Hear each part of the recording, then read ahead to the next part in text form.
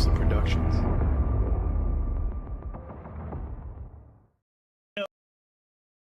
No way, Jose.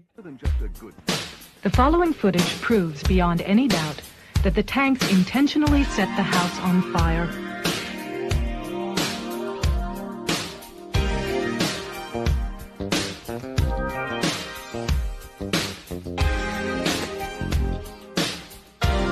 It proves that the Branch Davidians were murdered.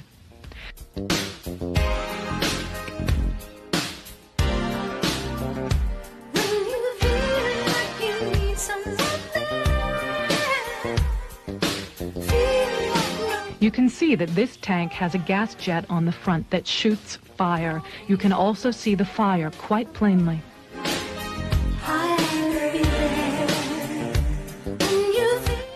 The tank goes into the house twice, and each time as it backs out, the fire at the gas jets is plainly visible.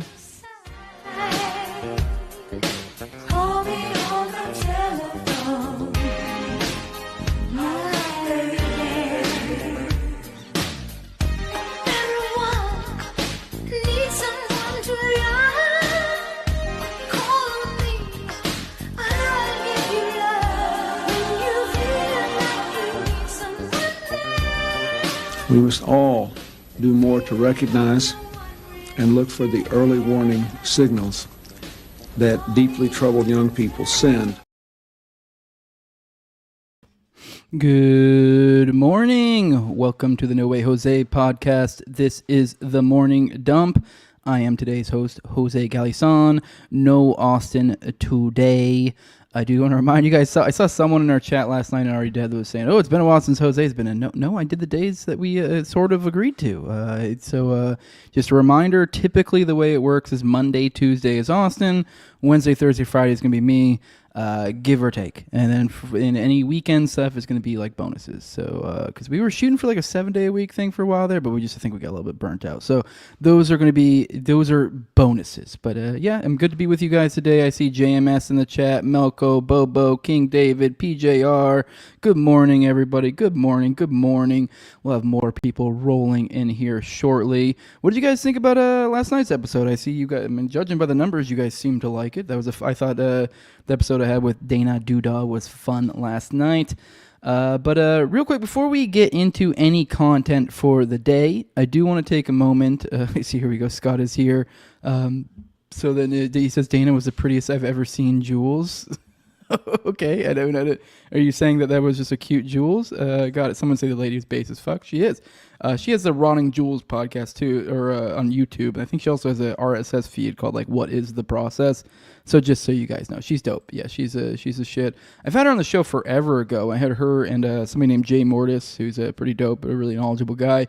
So I think it was like Peeking Behind the Veil or something. That was probably in the realm of like almost 100 episodes ago though. So you guys will probably enjoy that one. We didn't really focus too much on process stuff before there, but it was more like the idea of like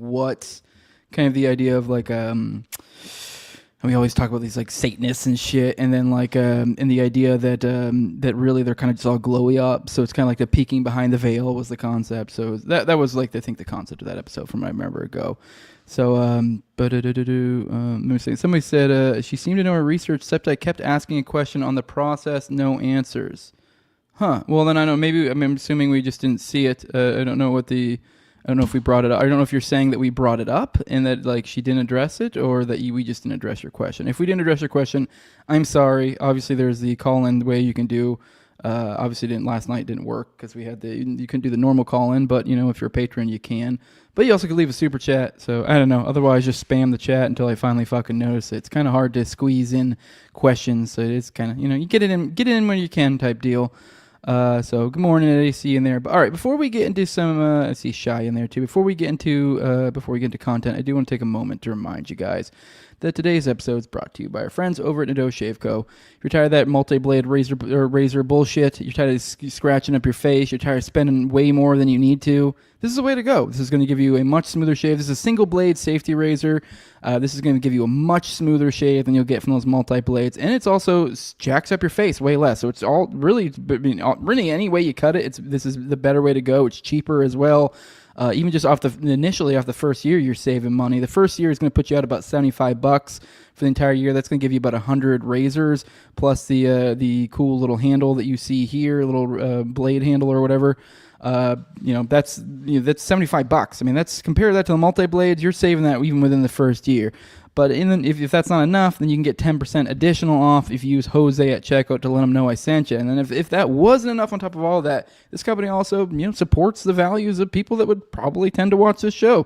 This company was literally born after using the COVID mandate. He said, nuh-uh. I ain't doing this shit. When he was in the military, got out and then turned to entrepreneurialism to make ends meet after the government screwed him over in that way.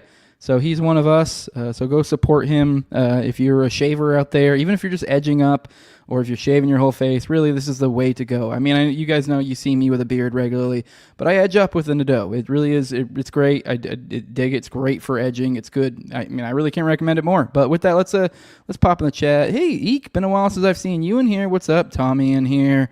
PJR, Eddie Grimm. But someone said, I don't know if it would be overkill of Richard Booth, but I wouldn't mind seeing another one of him again. I did try to get him back on recently, but apparently he's super duper busy right now. I'm not going to say what, but if you're an OKC person, you will be very psyched, and especially if you liked my series. I'll just go ahead and put that out there. I don't know if I'm allowed to announce it yet, but I'll wait to get Richard's say-so before I announce it, or even maybe I'll see if he'll want to come on the show to promote something that he's going to have coming up here soon. So just throwing that out there. But I did try to get him on recently. I wanted to have him on. Try to get him on Monday because I did a Monday episode. That's up behind the paywall right now. That'll be out on Friday, which I will let you guys know. Don't expect that. That's not normal. Usually it sits a little bit longer behind the paywall, usually a few weeks. It's only going out so early just because it's a Waco episode, and I wanted it to drop right before the anniversary and also right before I go up to go visit with Jake Shields and my homie Austin. So, yeah. But, yeah, I did try to get him back on. So, but...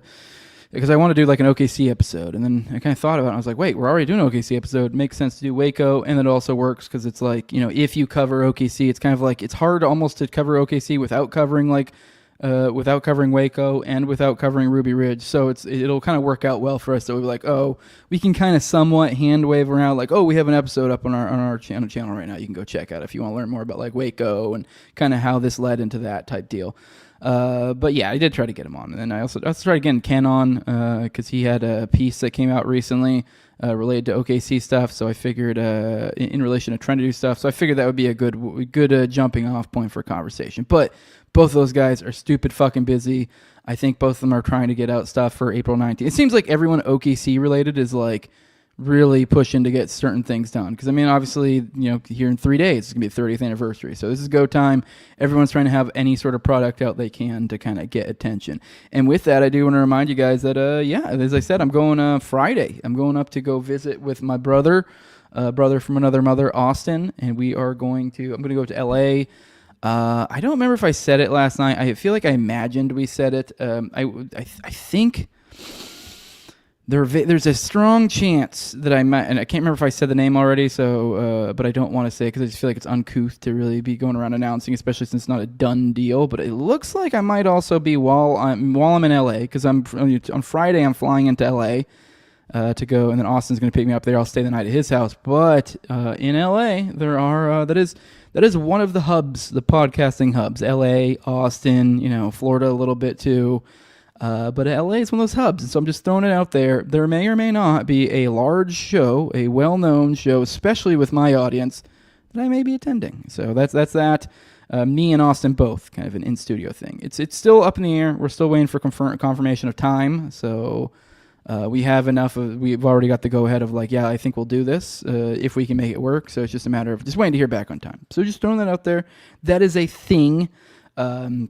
But in the realm of announcements, I guess before we get into any more content, this kind of is content, I guess, in a sense, though, because I feel like this is something you guys, most of my audience, would be appreciative of. Here, I know a lot of you guys may be aware of Bohemian Grove. That is a thing we did about 6 months ago or so. It was essentially a conspiracy thing. I didn't end up getting to go, which was really unfortunate. I was really, really bummed about that, actually. That was essentially what happened is literally right before, like day of, because it's only a couple hours away from me. It was actually like, this is one of the few events I was like, hell yeah, I got to go to, because Top Lops is running. He only lives a couple hours away from me. And then literally the day of, my wife had a seizure, and she hadn't had a seizure in like months and months and months. So it was the first breakthrough in like forever. I mean, it was literally the worst fucking possible timing. I literally was just standing there, like it was literally as I was about to go out the door. So I'm literally just standing there looking at the door, watching my wife twitch out, and I'm like, I don't know, maybe I could just like scoot out the door and just pretend I was never here. And I was like, no, I can't do that. That would be fucking awful. Obviously, that was a joke, guys. Sort of a joke. But yeah, obviously I couldn't do that. So I had to take care of the old lady.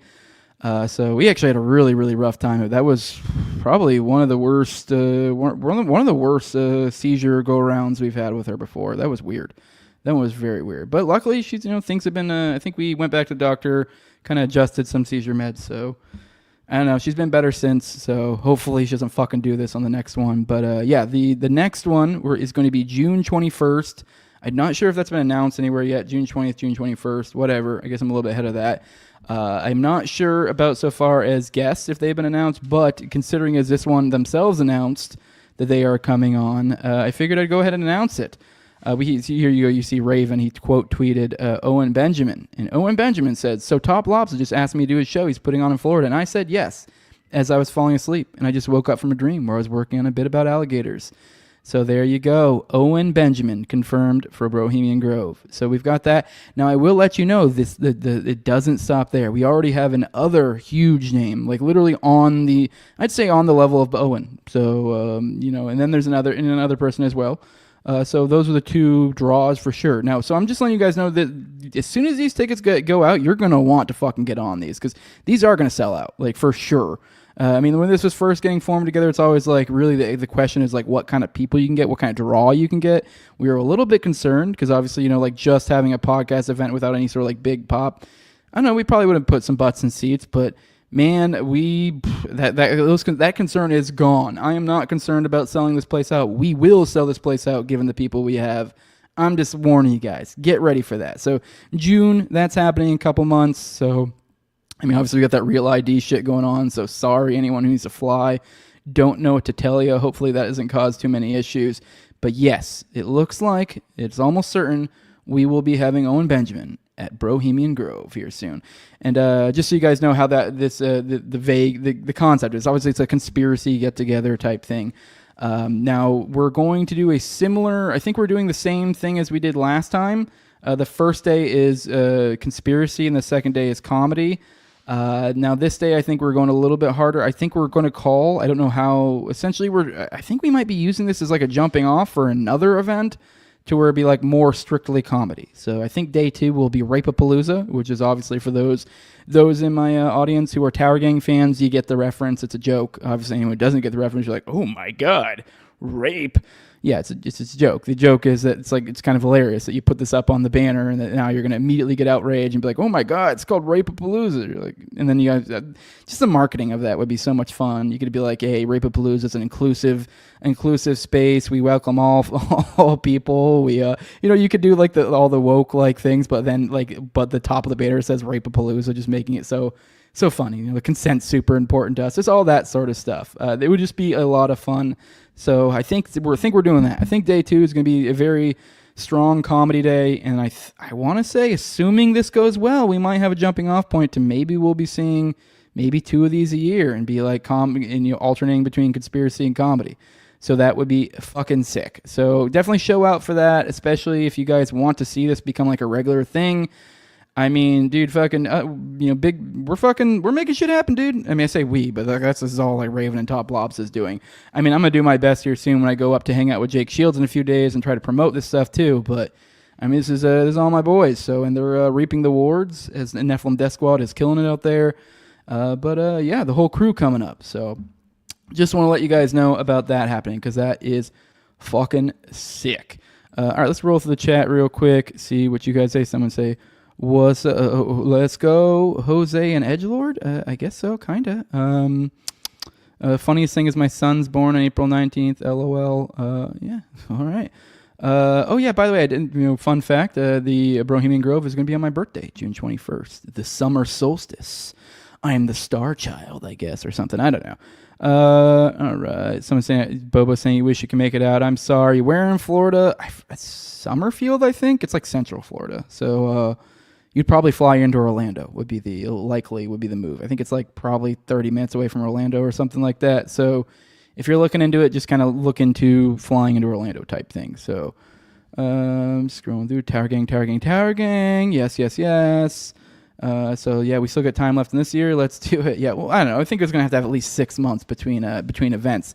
This does take a lot out of these people. I think after the last event, Top Lobster was very much like kind of I don't fucking want to ever do this again, and not like that he didn't have fun, and just that if you're the one running it, it's a lot, and I get that. So, but I think Raven was up his asshole, like let's do it, and I think that was enough of it. But and I think he probably also saw how lucrative it is. I mean, look how much he's blown up since then. So I think there is something that is the key. That is the key. You do the fucking that is the key to do in-person things. That's how you really blow up in this realm. And also it's just cool to hang out with the fans. So someone says, have you heard of Nephilim look like the clowns theory? I sure have. That is a fun one. I need to get my Austin and Jose headshots autographed. Yeah, that's a place to do it. We'll have lines, kind of like Comic-Con, where everyone can come in. You got to pay $2 though. That's the deal. Hey, say what now? What's up, dude? Good morning. All right, let's get to the next thing. I did, on the, I guess it's a little bit of a shameless plug as well, further on the Jake Shields thing, but I just kind of I just thought it was kind of cool. I don't know what's going on with Jake right now, because as many of you guys might know, what kind of started this whole me and Austin getting ready to go on Jake Shields' show in here in a few days was that he tweeted something about the Detroit affair. And then, like, all of you guys out there were like, hoo-hoo, look like someone's been watching, Jose and Austin type deal, because we've been talking about the Detroit affair a lot at that point. I think we had just gone off the recent Sam episode. And, so he's been tweeting about this shit a bunch lately. And then all you guys tagged us in that last one. That's when he was like, okay, yeah, let's do it. Let's have you come on. And then so he's been doing more of these as well. I saw him the other day do, like, a Franklin scandal one.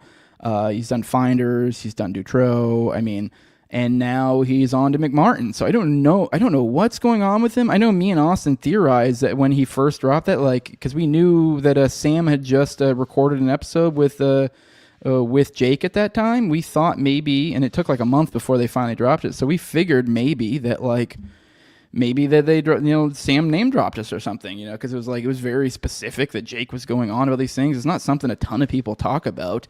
And no, I watched the entire episode and I didn't hear him. He didn't reference us at all. It was actually Jake that was off the bat, coming off this information. I'm kind of like, whoa, holy shit. So I don't know where Jake is getting this information from. I will say it could have been from us, because I did catch in that episode, he made a point about to kind of give Sam credence for his, podcast, being like how great his podcast is, blah, blah, blah. And then kind of how he went to listen to multiple episodes. And then he mentioned how he listened to the William Ramsey one.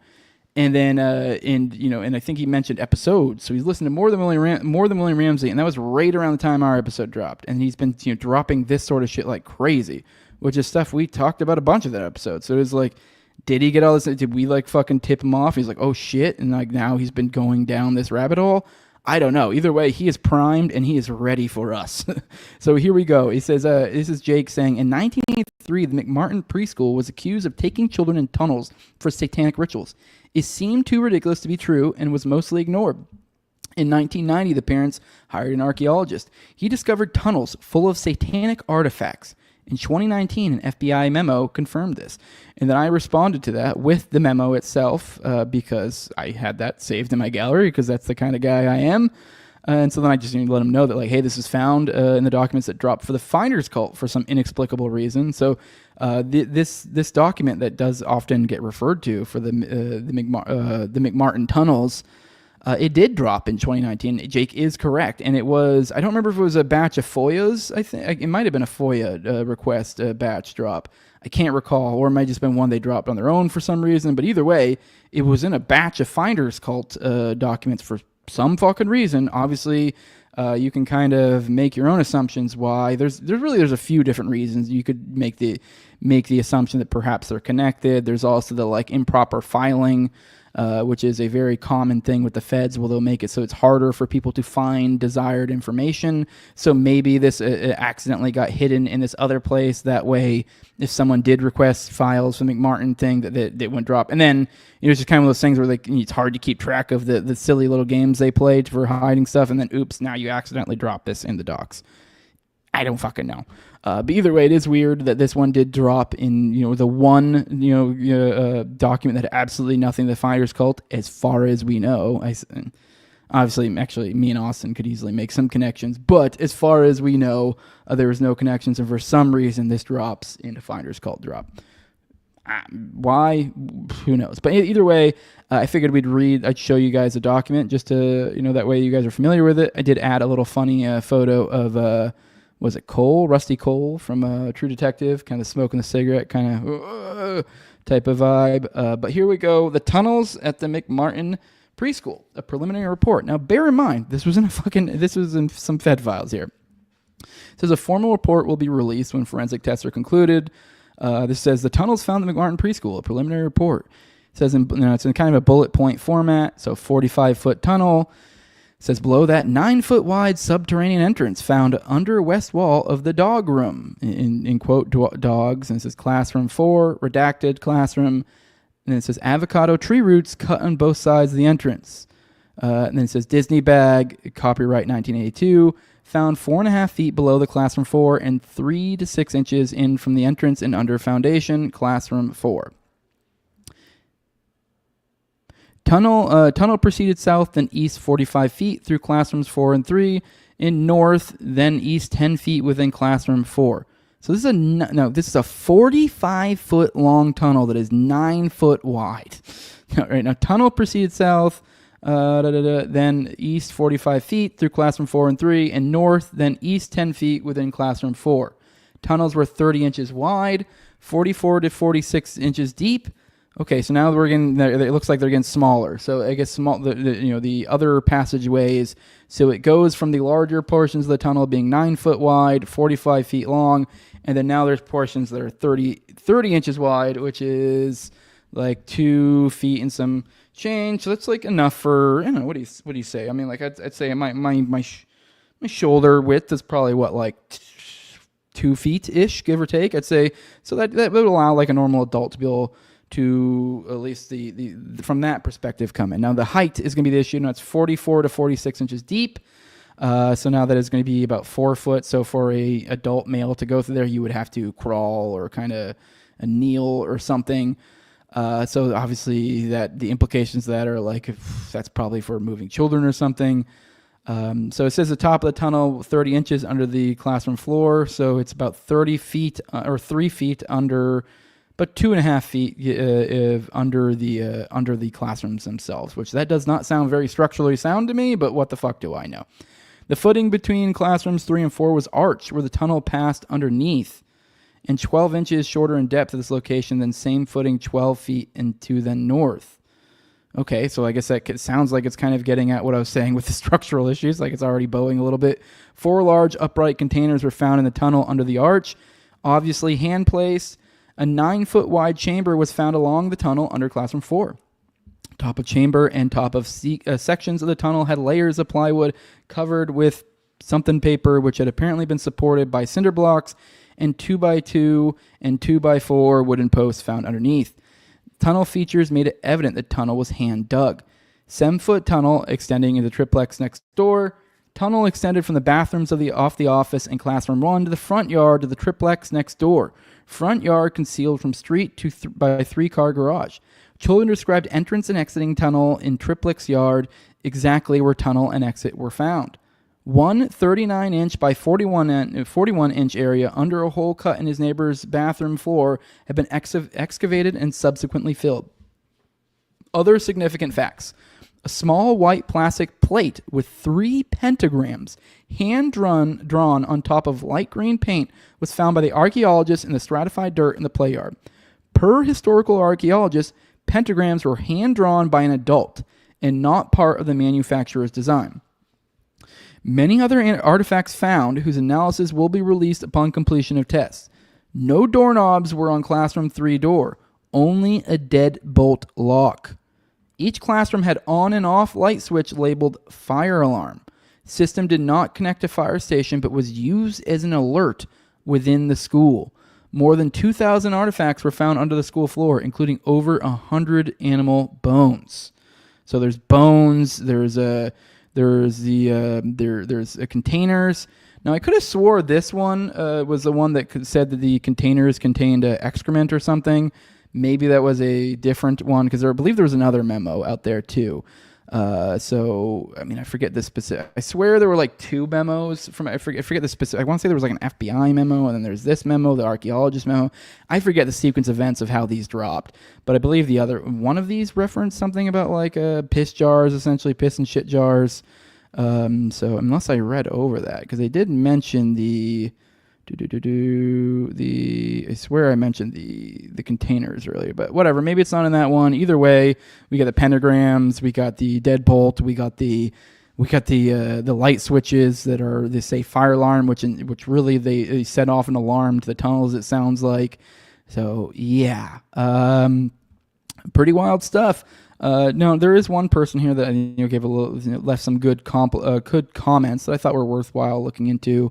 Since this kind of, I don't know, goes into it. He says, this is Armistead Holt. He said, usually what happens is the FBI classifies documents under as many classifications as possible to make it harder for people to get at them, which eventually leads to unrelated documents showing up in releases decades later. The same sort of thing happened with the JFK files. And yeah, that's what kind of what I was getting at earlier, as that point, the idea that they do this to kind of make it harder for people to find them. And then in turn, what ends up happening is an oops, and it drops in other batches and this type of shit. So he said, inclusion of this document release doesn't mean that the McMartin allegations were connected to the founders, just that the FBI made a filing error, either accidentally or more likely on purpose. So yeah, it could have been a filing error. I guess it could have been that there was some connections there as well. So it really could be either way. He also says, worth noting that the file was not hidden information or a report by the FBI. It had been released publicly during the initial debacle, and the FBI just including their own files for completeness' sake. Now, I don't recall if that's true or not. He's probably correct. I forget the specifics of how these documents drop. So he's probably correct. For some reason, though, I'm under the impression that I think this was newer, but I might be wrong. So, but either way, interesting that we have Jake that's going down this road. So I think it's pretty cool when you see people with these sort of platforms dropping this sort of knowledge. But all right, let's pop in the chat, see what you guys have to say, and let's fucking get into here. Or get into some more content. All right, so I'm scrolling through the chat. Okay. Yeah, everyone hit like. It is free. Yeah, for sure. All right, let's get into some anti-war stuff, and then we'll get into some other stuff after that. There is a ton. There's always a ton of stuff. But so far as stuff that I really wanted to go on, here we go. We have the U.S.-made backed ground offensive in Yemen. So, I think we've known this for days now, that this has been something pushed around. But yes, they are considering a ground offensive. This is, and if you don't understand the history of the Houthis, you wouldn't really understand why this is so fucking ridiculous. Obviously, just from the jump, the idea that, we're doing another regime change operation. Are you fucking kidding me? Especially, I don't know, it makes it even more ironic that we have somebody like a Tulsi Gabbard in there. Obviously, she's a DNI, so she doesn't have. Obviously, is connected to this stuff in a roundabout way, but more in how the feds would help with this. But she was the one who's her whole thing was I'm against regime change. She still was weird about terrorism, which that's kind of that line there is so blurry that it's you can kind of. You're I'm not supporting regime change. I'm supporting getting rid of terrorists. The terrorists just so happen to be the regime in this case. You know what I mean? But point being is it's just funny that that's the case. But on top of all of that, this isn't the first time they've done that. I think we've brought up the history of the Yemen a few times in the past couple weeks with all the bombing going on. But yeah, this isn't the first time that they've tried to do regime change operation. Not particularly us. We've helped, but particularly the Saudis, more accurately, have in the past. That was what the whole killing of hundreds of thousands of people was going on there. The awful, essentially a genocide that was occurring there for the longest time. That's what that was. That was a regime change operation. And I guess that's what we're going to do, huh? For some reason, we think, you know what? Saudi Arabia just didn't kill enough of them. I guess maybe if we kill more, that'll really just this time around, the regime will just flip-flop right on over. No big fucking whoop. I don't think it's going to work like that. I think we're just going to end up killing scores and scores and scores of people with nothing to fucking show for it except for degrading our standing in the world and our dollar further and further and further. So... yeah, I mean that's just the situation right now. They're kicking around the idea. I mean, obviously the statements being thrown around is this would be. I accidentally just mixed up Iran in my head there. I was going to say that Israel would be leading the way. Actually, that's not the case. I don't believe that was the case with the Houthis. I believe that we're kind of taking this one. So, but now I will say the Saudis have an interesting point. Is the Saudis have opposed it already. They even said that if I'm retarded. I'm reading this wrong. I guess someone's saying here that if Eric Sperling saying if they did really oppose it, they would stop funding their proxies. They've claimed to oppose it because they're funding the other regime that could take over. But I still think that they're not. I don't know how this is going to go down now because there is a genuine reason why the Saudis wouldn't want to get involved. One of the biggest reasons why they stopped before was because the Yemens, with I guess the increase of technology and other things, were able to more readily destroy oil fields or impede on oil fields, whereas they weren't able to in the past. And so that's kind of this. It essentially caused them to be like, oh shit, we gotta fucking stop. So they're in the same situation here. Obviously, you wouldn't be Saudi technically doing these things, but at the same time, you could very easily see the Houthis just bombing oil fields if we started doing shit like this, and just kind of being like, hey, I mean, especially since the Saudis would be the ones funding the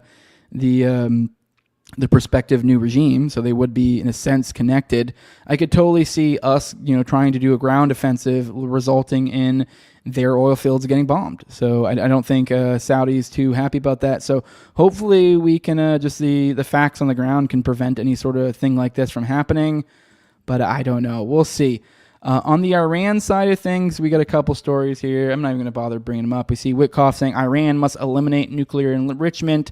That was a statement he made, which I know I heard Dave DeCamp talk about this morning, and he kind of made it sound like it was a bad thing. But to me, that sounds like obviously the nuclear enrichment kind of implies like the entire, in a certain sense, you can read that as the entire nuclear program. But to me, that sounds like I don't know. That sounds like a less strong language than language being used before, is what it sounds like to me. So, because there have been lots of talks about this sort of there were recent talks. I think Austin covered this recently. There were recent talks not in Iran. I think they were somewhere else. I forget where they were at, but with Iran on this topic, and they came back, all sorts of claims saying it looks like it went well. Although then there were leaks, I guess, from Iran saying it didn't. So it's really kind of hard to tell. But it does. I mean, we are seeing, I think, a kind of change slightly in the messaging. Maybe I'm incorrect. Maybe this is just as bad. This sounds not as strong to me. So we'll see. We also have here, we have Khamenei. This is the Iran's leader. He says that talks with the U.S. went well, but may lead nowhere. So once again, on the point of, if anyone's been, you've been watching the show regularly, we've probably mentioned statements Iran's made in the past. I will say this is softer. So it seems like, from my perception, it looks like at the very least the rhetoric is softening on both sides. So perhaps that's good. We'll see. I'm not too incredibly hopeful. Obviously, Israel is super gunning for this. We all know how Israel be. But yeah, we'll find out. And then one last thing we have now on the just kind of the state of things. We have claims from Witkoff that supposedly things are going well with Putin. That they've made some inroads with talks with Putin. Take that as far as you can go with it. So here's his direct quote. This is the third meeting I've had with Putin. The last meeting lasted close to 5 hours, or this last meeting. So this one was 5 hours.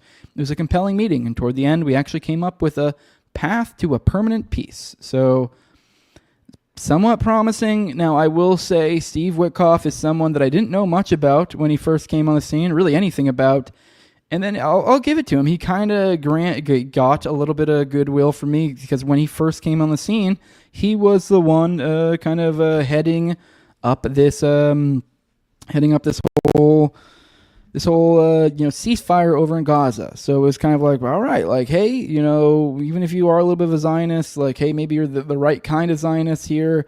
And obviously that's fallen through. He's made all sorts of statements that I find kind of reprehensible and kind of have shown him to be kind of a gross stooge.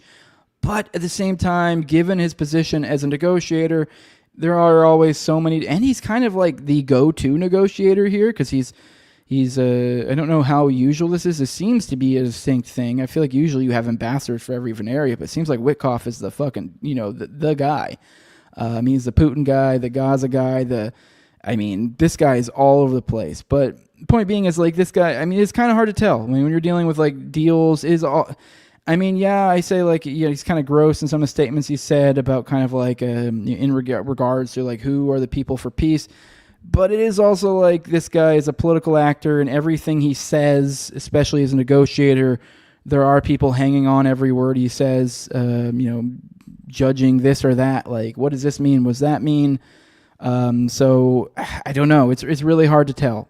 Obviously I'm not someone who's into the whole 5G fucking are the deal nonsense bullshit when it comes to Trump, but there is some truth to that. It's just that I don't know. I no longer have the warm and fuzzy about Witkoff. That warm and fuzzy got fucking murdered. And, I don't know. It can come back, but you're going to have to water that garden. And it hasn't been lately. So I don't know. Well, I'm going to need to see something because from my perception of this Trump administration so far, it was, hey, shit's going to be so fucking dope. Everything's going to be super cool. We're going to do that. We're going to cut the military in half. We're going to do this. We're going to do that. We're going to do this. This is going to be super fucking, no more wars. We're cutting we're cutting the budget. Literally opposite of everything. We got some Doge. So it's like we got these initial indicators and initial things that really got us going like, oh shit, we got a ceasefire off the jump. We got claims of cutting the military in half. We got Doge legitimately cutting things like USAID. We're like, holy shit. And then right around then, right after that, just slowly, as Austin always says, the tiptoe, just doop, doop, doop, doop, just slowly but surely, it just started flipping until we realized, like, wait a minute. Even for me, it took a minute before you realize, like, oh, cool, because we got all these crazy Doge cuts and this and that, and you're like, oh, that's cool. And then it takes a little while before you realize, like, wait, how much did we add to the budget? How much did we cut from Doge? This math's not adding up to me. And they go, oh, well, we could have had Kamala. It's like, yeah, so fucking what? Like, oh no, what would have Kamala really fucking done worse? That's a genuine question. I really don't know what Kamala would have done worse. I guess maybe you could say she would have kept USAID. Maybe there wouldn't have been a ceasefire.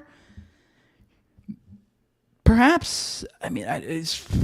So sure.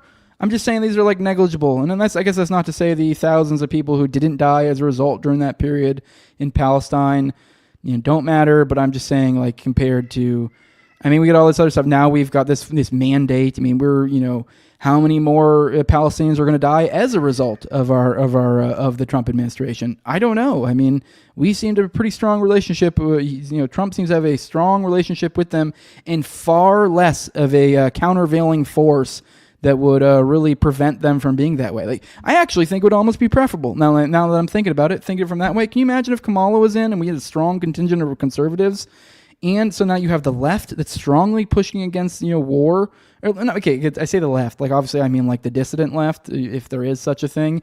But like obviously the establishment left would be fine with it. So, but essentially the point I'm getting at is that you would be dealing with a situation where you have Kamala in power with essentially the conservative side of the aisle basically completely against her, and then a large contingency of her party, or people who would generally be politically, in line with her that are also against her. So this would have been a recipe, a borderline perfect recipe to get these sort of concessions, get things along these lines. But I don't know. We'll see. I mean, at the same time, we may end up doing that. I mean, I have a little bit of, I guess, a white pill on that side of things, going forward. But all right, let's pop back in the chat real quick, and then we'll move on to the next story. I've been lingering on this stuff a little bit too long, but let's pop into the chat. Somebody says, I just watched a vid showing how Canadian prime grifter Mark Carney is deeply tied to Trump, Kushner, and Musk through his company Brookfield Asset Management. Perhaps he is. I've never. The name sounds familiar. I don't really know anything about him aside from that. So, Bobo says, like that stone toss meme of Doge handing money to Trump and then Trump handing money to Israel. Exactly. So, see two Zionists, one cup, all up in the chat today, baby. Our resident Iranian. I should probably be quiet before the Trump administration goes and deports his ass. Hey, what's up, Star Crime? Says, shout out Jose here for the dump. What it do, dude? Glad to see you here. Scrolling through the chat. Good morning, John Doe. Someone says, F in socialism stands for food, MAGA. Okay, all right. All right, accidentally just scrolled back down the bottom, but I think I actually got through all the chats, or scrolled through them all to see if there's anything pertinent. All right, let's get on to the next story. This is from the homie JC. Here we have, he tagged me and Austin in something, said regarding intelligence agencies infecting people with cancer. This is absolutely true and has been since the early 60s.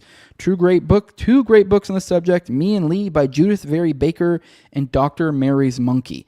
Which Dr. Mary's Monkey, that is a book that's been recommended to me I don't know how many fucking times by you guys, or to cover on the story. I want to say Austin has covered it at least once or so, and maybe even more. I feel like we've covered on Already Dead before, and also he covered on the Morning Dump once, but I don't recall. Either way, I guess the idea of like infecting humans with cancer, I don't really know enough about the specifics of Dr. Mary's Monkey one. I just know that's been recommended a bunch. And this was a reply on a video from our favorite little Fed boy, Tucker Carlson. And I mean that unironically. He is our favorite little Fed boy. I actually do like Tucker, but let's be real. Dog glows. So, I mean, he might be, that doesn't mean, as I've said many times on the show, limited hangouts are a good thing. Obviously, they're not the best thing, but they're a good thing. And if we are to accept Tucker Carlson as a limited hangout, I'm here for it. Just don't forget about it. That's the big thing. Just, enjoy this information, but also just be solid of like, oh yeah, he is Fed, but like, hey, this information's correct, that information's correct. Obviously, I'm being a little bit facetious. We don't know that he is for sure a Fed, but I have covered in this story. His dad was for sure a Fed. And also on top of that, Tucker has had some weird periods of time in his life where he was doing some things that glow quite a bit. So, like, he was I think he literally, during college, I think he wrote a piece about going to go visit with the Contras or some shit. I forget. It's been a while since I covered that. But either way, this is a video, I guess, from him on this topic. So let's go ahead and play this, see what they have to say. What happened to your friend? You think he was murdered? I think he was given they both had fast-moving cancer. And that's a typical process that the agency uses overseas when they want to get rid of somebody. I'm aware of that. Most people are not aware of that. But do you know that to be true, that is a... I can't prove it. No, but do you know that... I know they both died suddenly. The U.S. government has the technology to... Oh, absolutely. Infect people with fast-moving cancer. Absolutely. As they do with in 1997... They admitted it in the Church Committee, but all right. When I did the first hearing on asymmetric threats, I was the chairman of the research committee, and I focused on 4 threats. And you can read about them. The first threat was the use of drones, which nobody was using then. The second was cyber attacks, which is now a big deal. The third was EMP. People don't even know what EMP is. I was the leader of that. I wrote the EMP legislation. And the fourth was cognitive warfare. People don't understand cognitive warfare. And today our intelligence agencies trying to pretend they don't know what it is. Like, oh, we don't know what that is. Because the Russians have used it, and the Chinese, they call it Havana Syndrome. Right. We know what it is. The directed energy weapons. Directed energy weapons.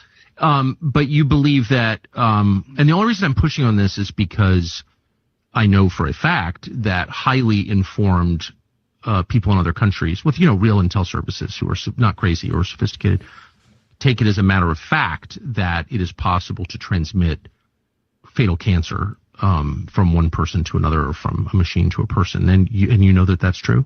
I don't know that. What happened to your friend? All right, yeah, that is true. You can. I mean, as I've said before, that is something they, as I said just now, that was in the church committee. Yeah, for sure. All right, scrolling the chat. Morning, everyone, from Nicola Bertona. What's up, dude? Someone says they're late. What's up? Well, that's okay. Here you are. You can back up a little bit. It's no big deal. So Dr. Mary's Monkey sounds like a grunge rock band. That does. So, no...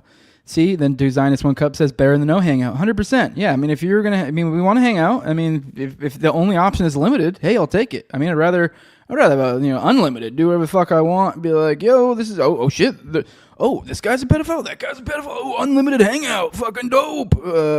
But no, that's not what we're getting. We're getting, no, he's just I don't know, maybe he's a minor attracted person, and I don't know, but hey, it's something. We're limited hangout. It is something. It's just the idea of don't get lost. Don't let them fool you with the limited hangout and believing that to be the truth. The key thing is like when you get a limited hangout, just anytime the feds come out with anything or the government anything. Everything should be skeptical. You should assume basically anything that comes out of their mouth is a limited hangout. So it's like trusted to a certain degree. Like, hey, this is what they're claiming. The truth is a separate issue. And so as long as you're operating that way, limited hangouts are awesome. They're the greatest. They're dope. They're new information. They're seeding of the ground of the narrative. That's what they are. So yeah, it might be a little bit annoying. But the idea that they're ever really just going to be like, yep, here's the unadulterated truth about any given sensitive thing is kind of a retarded way to look at it. So the limited hangout is them is new is a getting closer to the truth. That's what it is. So Jay says, hi there, new to this channel. Where in Z's Chinada are you? What? I am not in China. Are you saying I'm in Canada? Oh, never mind. You're saying hi to someone else in the chat. I am not in Canada because I am not gay. I'm just kidding. I know there's Canada guys in here. I'm sorry, fellers. I actually used to, when I lived in Maine, I went to Canada a few times, and I don't know, they're human beings just the same as us. I mean, they speak French, so that's kind of gay. But aside from that, pretty cool. They're all right people. Someone saying Suge Knight and Leno said we can kill people with spray. I've never heard about that. Someone said they're interested in girl drama. I don't even know what girl drama you're talking about here. So let's keep scrolling through this chat. All right, we're all caught up in the chat. Let's get into the next story here. On the realm of scary fucking Fed shit. Here's another one. This is from Mithril 5Alvit. That's quite the name. Appreciate the tag, buddy. He says researchers unveil nearly invisible brain-computer interface from the Georgia Institute of Technology.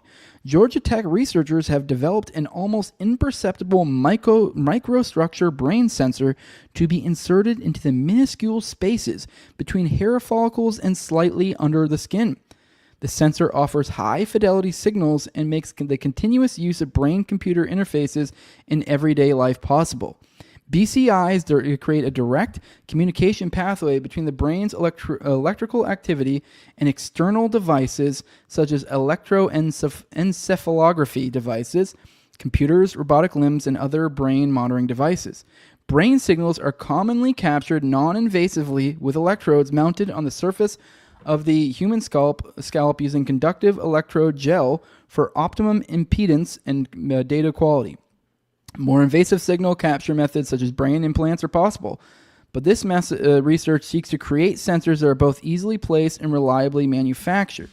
Okay, so I want to take a second to kind of reprocess that. So I think if I'm understanding this correctly, because I was thinking that what they were getting at here. I mean, we'll finish the rest of this, so maybe it'll answer my question. Because as I was, thinking about this, I'm like, is the idea that they put a chip in your head and then that way, then they can. This is some sort of, how do I put it? Like the signal comes out from your brain, and then that is some sort of receptor or amplifier or something. But no, it sounds like literally they can just insert this between hair follicles or under the skin, and it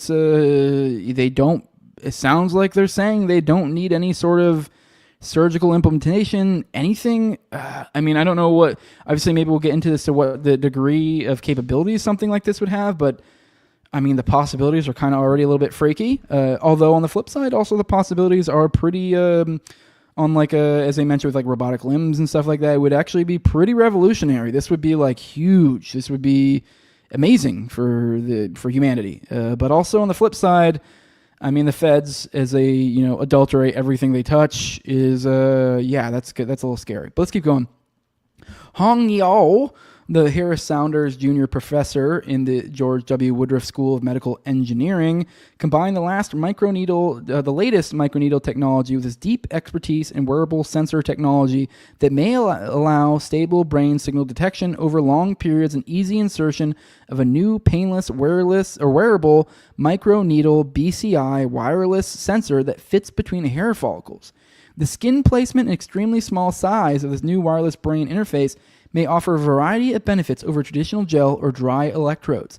I started this research because my main goal is to develop new sensor technology to support healthcare, and I had previous experience with brain-computer interfaces and flexible scalp electronics, said Yeo, who is also a faculty member in Georgia Tech's Institute for People and Technology. I knew we needed better BCI sensor technology and discovered that if we can slightly penetrate the skin and avoid hair by miniaturizing the sensor, we can dramatically increase the signal quality by getting close to the source of the signals and reduce unwanted noise. Today's BCI systems consist of bulky electronics and rigid sensors that prevent the interfaces from being useful while the... I'm sorry, I fucked that up. Accidentally hit the scroll thing and lost my place. All right, whatever. You guys get the idea. I'm trying to see if there's anything else that's worthwhile here. Okay, it sounds to me like this is legitimately a sensor that reads your brain shit. Freaky. So the idea is that now that they theoretically would be able to, with something this size right here. So like, look, you can see right here. Make sure I'm showing this correctly. Yep, I am. So here we go. You can see right here. You can see the strands of it right here. So I guess it's just this big, just literally this big on your fingy, little fingy. Tiny little guy, and then the idea being it gets inserted in your hair, like between hair follicles. So this could just get inserted in your head somewhere, and you would be likely none the wiser. You could, I mean, I don't know like what degree, like how they insert these, but I would assume, I mean, something that small. Maybe they just shove it in there, kind of pointy, just like a needle. But I mean, something that small, you wouldn't even really feel it. You could probably just slip that right into somebody in their sleep, and none the wiser. And now they have access to all of your brain information. This is freaky. Very, very, very freaky. Yeah. All right. Yeah. Sounds like a hair size antenna that you replace a hair with. Exactly. Yep. Let me scroll through the chat. Show the channel some love and smash that like button, says Jay. Yeah, thank you. All right. So great regarding the brain chip thing. Yeah, this is freaky shit. Like, I mean, if anyone's read like the MK Ultra portion of Aberration of the Heartland of the Real, where they go into all the different Fed stuff in the past and all the weird stuff and how hell, there's been multiple people who have claimed that, and actually there's been some that have been shown to be correct later, where the feds put some sort of shit in their brain, and that was like literal surgery or dental implants or whatever, depending on the given situation. I know there are stories of where they've done brain implants and then get busted for it later. There where they've done tooth implants, without consent, and then you busted for it later. Now we're at the point where, like, if they were willing to do that, how easy would this be? I mean, hell, you could just set it up to where all you need is get some doctor that's your informant, hey, fucking when people stop in for a checkup, slip this sucker in, or I don't know. I just feel like there's probably a million different ways that this could be used, and it's a little freaky. I mean, obviously, as I mentioned before, there are a lot of positive uses for this. It's just a little freaky, a little too scary, a little too freaky for me. I don't like the idea that they can just they can literally read my fucking thoughts. So yeah. All right. Let's get into the next story. We have our buddy Ken here. Another story from him. I thought this was kind of interesting. He was looking into the newly released Russiagate docs, And he found that within these, there was someone who the source was given $1.2 million, even after provided false intel. So here's his post. He says, most of the stuff on the newly released Russiagate docs has already been reported. But one of the things that stood out to me in the CH files specify whether an informant is an illegal immigrant. I wonder how many illegal immigrants are taking taxpayer money as registered FBI CHSs, i.e. spies. Past journalism has revealed how FBI agents threaten thousands of Muslims with deportation if they don't serve as spies. But these stories are mostly about the FBI coercing visa holders.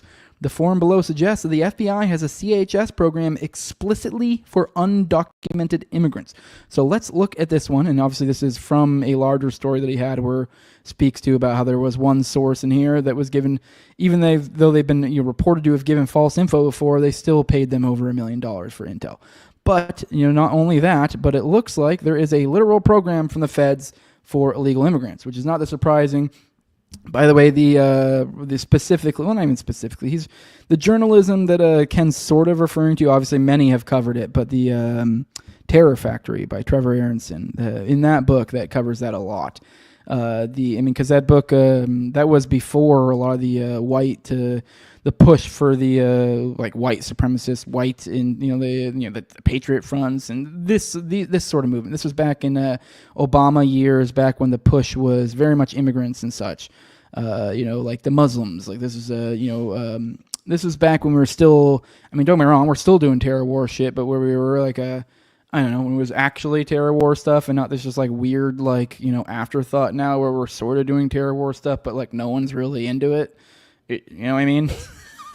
Like the fire is gone, But either way, yeah, that's what I mean. In that book, yeah, they would threaten people with, they reported how there were multiple, occasions where they would threaten these people. They would use their immigration status against them, which they're kind of doing the same thing here, just with explicitly illegal immigrants. So, I mean, here you go. This is an FBI source closing communication header. It says Halper. It says in 2020, field office, New York. So it says CHS is being closed after that doesn't matter. Was this the source closed for cause? No. All right. Anyway, scrolling down, it's of the multiple questions on this thing and referring to like specifics on a source. It says, is the CHS an undocumented alien? And it says no. So the idea being here is if that's an option, I mean, that means that, if there are people out there putting yes, then that means there are CHSs that are undocumented aliens. And ergo, that means there is a program for undocumented aliens, almost certainly. Which, is really not all that unsurprising, but this lends far more credence to many of the conspiracy theories from the past, where the idea being, the glowies are just flooding in our border. I know I already can imagine it right now, by the way. I can already imagine, maybe even some of you in my audience, maybe they're onesies, twosies of you that are still caught up in this Trump cope. And they go, you see, this is why they're pushing so hard on the southern border. They're fighting the deep state here. Like, okay, yeah, sure, get the fuck out of here. I bet you also believe Netanyahu's fighting the deep state too, as he talks about that. So yeah. But that does lend a lot of credence to the idea, though, that there are people that were being flooded across the border as feds, which I guess if you were just going to let people just willy-nilly just cross the border, ad nauseum to the extent of even helping them, sure, yeah, why not? Fucking, you might as well just make them informants as you go. It'd be you'd almost be silly if you didn't. You're kind of creating your perfect little army out there. So why the fuck not? Now you have something on these people. These are... hell, I can't think of a much better thing to have on someone. Is like, hey, you're undocumented? Yeah, I will literally kick you out of this fucking country. I don't need anything. You don't with the visa holders and all that stuff. Like they would threaten it, but a lot of times they just weren't even able to do it. It's just empty threats. Like, no, this is a real threat. Like, there's no. These feds could obviously get a undocumented, like an illegal immigrant out of the country. So. Yeah, imagine what an illegal immigrant would be willing to do for the feds. Damn near anything. That's for sure. All right, let's pop in the chat, see what you guys have to say. Right, someone says, I hate red shoes. Okay. Scrolling.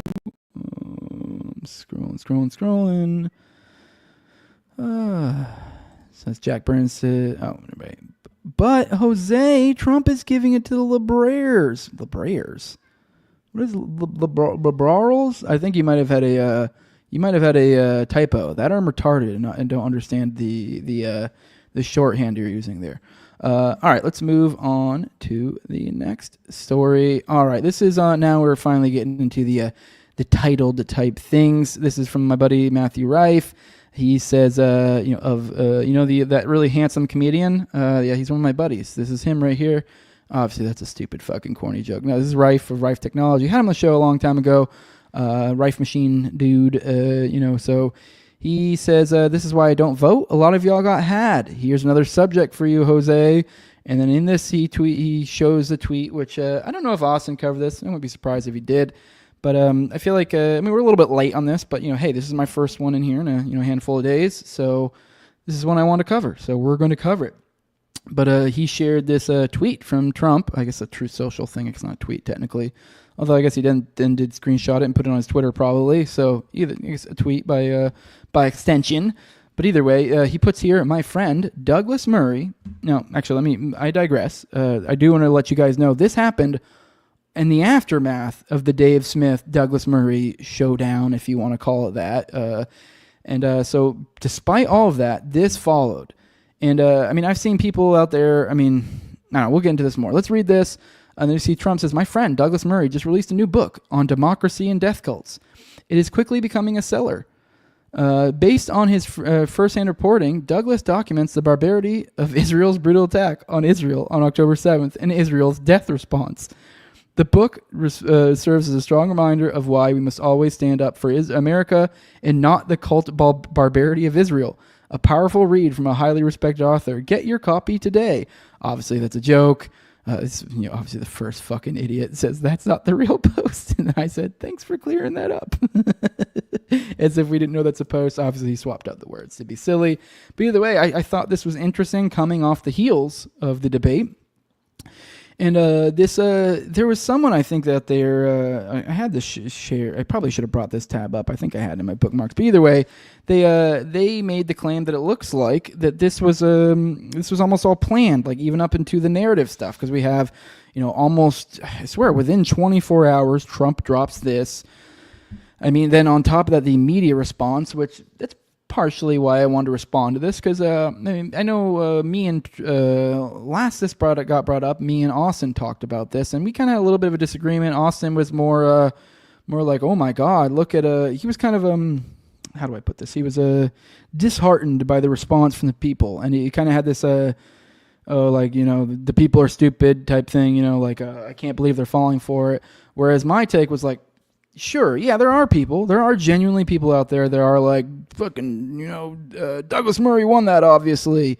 And there are people that are dumb out there that's just like, that's their take, that they are just wowed by fallacious arguments by like the Murrays of the world, or they don't even watch it and they just see people they refer to, the experts, and they defer to the experts without even really looking to it, and they go, oh, look, he won because so-and-so said Will Chamberlain and Misfit Patriot and I don't know, Meghan McCain and all these great, all these, top level experts or whatever. Oh, these are the first three that come to mind. But lots of people that are very much the Zionist types were like, yeah, you fucking look out Murray wiped the floor with Dave, and just complete inversions of what I would say to be the reality of what happened. But point being is, it's like you have two crowds. And so essentially the narrative perception that was created here for many people, I think, and for people that that just take everything they see at face value. If you just took everything you saw, if you were scrolling through x.com, I guess would be the better way to put it. Really not even in reality, because in the world this would be hard to gauge. But in x.com, if you were scrolling through it, I guess regardless of where you are, your algorithm delivers you. Maybe give or take, you would think it was like 50-50, like give or take, maybe 60-40 one way or the other, depending on how your algorithm feeds you stuff. That like the people that were like, one, you would think it was like 50-50 give or take of like, one side being like, taking, oh, he won, and both sides being like super hardcore.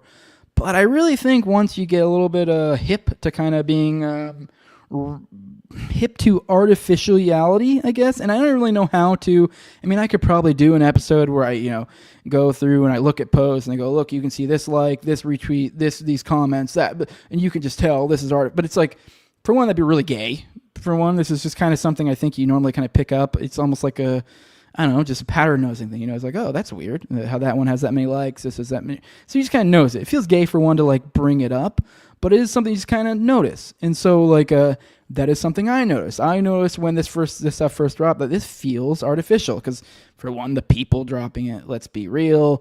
I mean, Will Chamberlain was probably, of the ones that I can think of, probably the one that has the closest being to an organic something or other there because he does a pretty good job of caping for Israel. I'll give him that. I don't agree with him, obviously, but so of the Zionists out there that are saying, oh, he lost or that, he was probably maybe the most reliable, but for the most part, it was just like, you can just tell.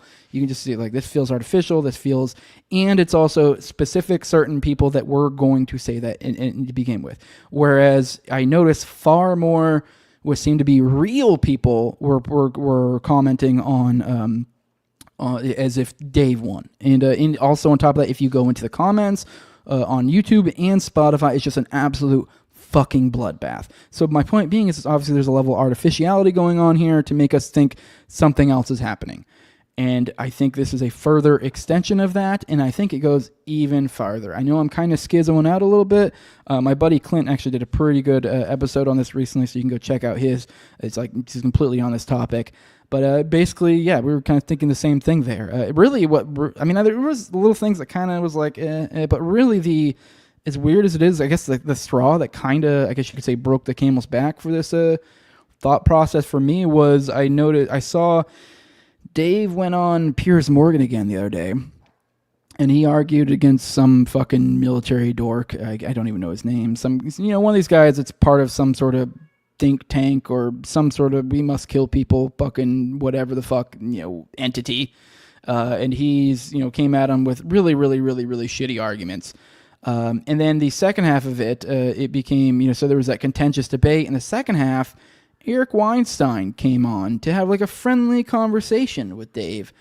But now Eric Weinstein is very clearly pro-Israel, and you can tell from that bit too. Now they don't really argue, but something about that interaction I just found weird, gross, manipulative. I just got an intuition from that. Now, obviously, there's nothing substantive I can say like to point to.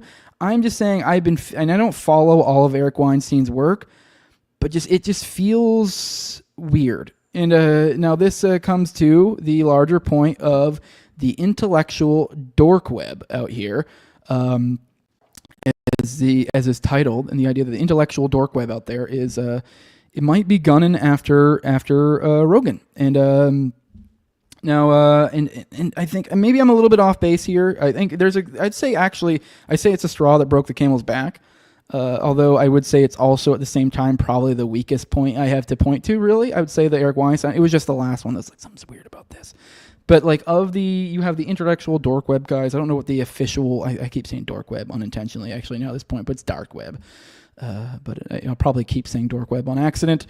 But either way, this was a thing that, I don't know, maybe the 2020s, 2015 to 2020s, I'd say, was this thing that popped up. This was when Rogan was kind of really on his rise.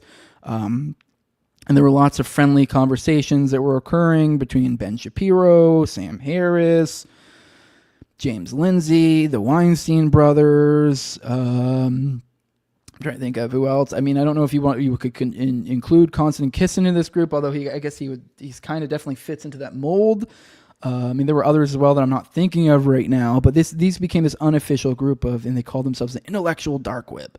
And the idea being is that they were at this point. I mean, this was back when. This was back when Daily Wire legitimately, I guess I say legitimately, a little bit tongue in cheek, but was like the dissidents of the time. Like that was where we were at. So in a certain sense, we've actually come a long way, in a good way, in that sense. But so that's why this group came together, because these are a bunch of, I guess you could say, dissident thinkers at the time. And now the problem is pretty much every single one of those people there have kind of caved or not caved, have just kind of, as things have unfolded in Israel, it's kind of like, oh, we know where they fall. They're very clearly Israel guys. And now they're also the same ones coming after Rogan. Now, as I said, it sounds ridiculous, but I do want to show you this. I mean, this to uphold my little conspiracy, we have here James Lindsay, which this is weird. Now, I will say this guy's brain has been broken recently, so it's like I don't know what degree you can really take any of this seriously. But here you go, James Lindsay says, from everything I'm hearing from people who don't live on social media, the only loser of the quote-unquote debate was Joe Rogan. Maybe he's Teflon, but I think he's being taken out, and that Douglas was one of his last lifelines. Now, I struggle for the life of me to understand what in the flying fuck that could possibly mean, except for intellectual dark web, especially given that shortly, I don't know if it was before or after, it was Sam Harris had also come out and was talking mad shit about Dave Smith and kind of like, criticizing his guest selection. And then we had that what is the main point that Douglas Murray did. I mean, there was many people who made this comparison. I'm not the only one. He basically came on to do what Sam Harris did in that couple-minute little video, but for 3 hours, and that's what he did. So, I mean, it does seem that we're seeing a narrative through line here, and that seems to be the angle. The angle being something to do with da-da-da expertise, something da-da-da, we don't like the people you're picking, you should pick different people, essentially. That seems to be the vague idea going on here, and it seems to be that Daryl Cooper is kind of like their I don't know what's the word I'm looking for. Their albatross, maybe, or not. Actually, maybe that's not even the right word. But essentially, their point, the thing they're going to point to. They're like, look at this. The problem is these guys are fucking retarded, and it's a really bad thing to point to, because every little point they point to complain about him is pretty goddamn disingenuous. Like, I mean, I've told you guys on some show before. Me and Marmaid used to be mutuals, and he unfollowed me at some point. Now, I don't know exactly why, but my point being, if I had to assume, judging by statements I've seen him made and other things, I bet you he probably got unfollowed me for being kind of a little bit over the top. Not that I'm like I'm not like a Pete Quinones on Twitter. For those who know how Pete Quinones is, and I'm not even talking shit to Pete Quinones. I mean, he's just that he just talks a lot of shit on to people, and the people who deserve it too. So I'm not talking shit of his talking shit. If anything, I kind of support it. I'm just saying I don't normally go that hard, but between that and then maybe like retweeting of Tower Gang stuff, so like Laney edits, which that would likely be violence or inappropriate humor or something along those lines, or maybe even like anti-Semitism or something, kind of joking Jew hatred or whatever. Those are the only things I can think of. So I don't really have any other reason why he would have. Me didn't interact a ton. My point being that I'm driving at here is just kind of the guy he is. I don't even really hold against him. I think the kind of guy he is he's not really. I mean, yeah, he has said some stuff that they're like, oh my God, how dare he say, like, ooh, like maybe Churchill was the chief villain. But this is like it's kind of cheeky language, but it's really not that over the top. I mean, for those who follow Tower Gang, I mean, obviously that's offensive comedy, so this is different. But obviously in the realm of serious talk, I mean, I know many more people who with way hardcore, way more that frame things in a much more abrasive manner than he would. He's actually a pretty nice guy, is my impression of him. So, I mean, if anything, he's probably not mean enough or trolly enough. So, and if anything, I think that might be kind of why they targeted him. That maybe there's a sensing of weakness from them. And I'm not saying that's true.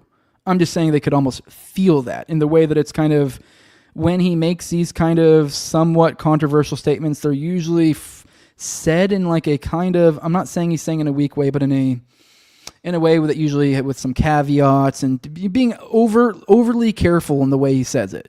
And so I'm not saying that means weakness, but I could see how someone who is already flippantly positioning themselves as an enemy of yours will see that as such. So so my point being is I can kind of see why maybe they've taken this angle, thinking he would be weak. But I think mostly he probably just ignores it all. Luckily, he doesn't seem to. In the few times he has responded, he's been pretty good about it. So, anyways, my point being is that this is the guy they're pointing to. I don't think it's going to work well for them. But either way, that seems to be what's going on here. I mean, it is kind of funny that the idea we see here, this guy, they're making fun of people for attacking other people, for Joe Rogan making them famous. which is like, dude, every single fucking one of these guys, like, okay, not every one of them. Okay, that's not true. Let's go through this. We got Shapiro. Okay, you can't give Shapiro success. He's self-made man. You got Rubin here. Actually, I would say Rubin. Rubin classifies as one of those people that you would say, nope. I mean, yeah, he did the Young Turks. I mean, don't get me wrong, he would be successful, but I mean, especially you gotta bear in mind that this critique is being leveled at Martyr Made, Daryl Cooper, and Dave Smith.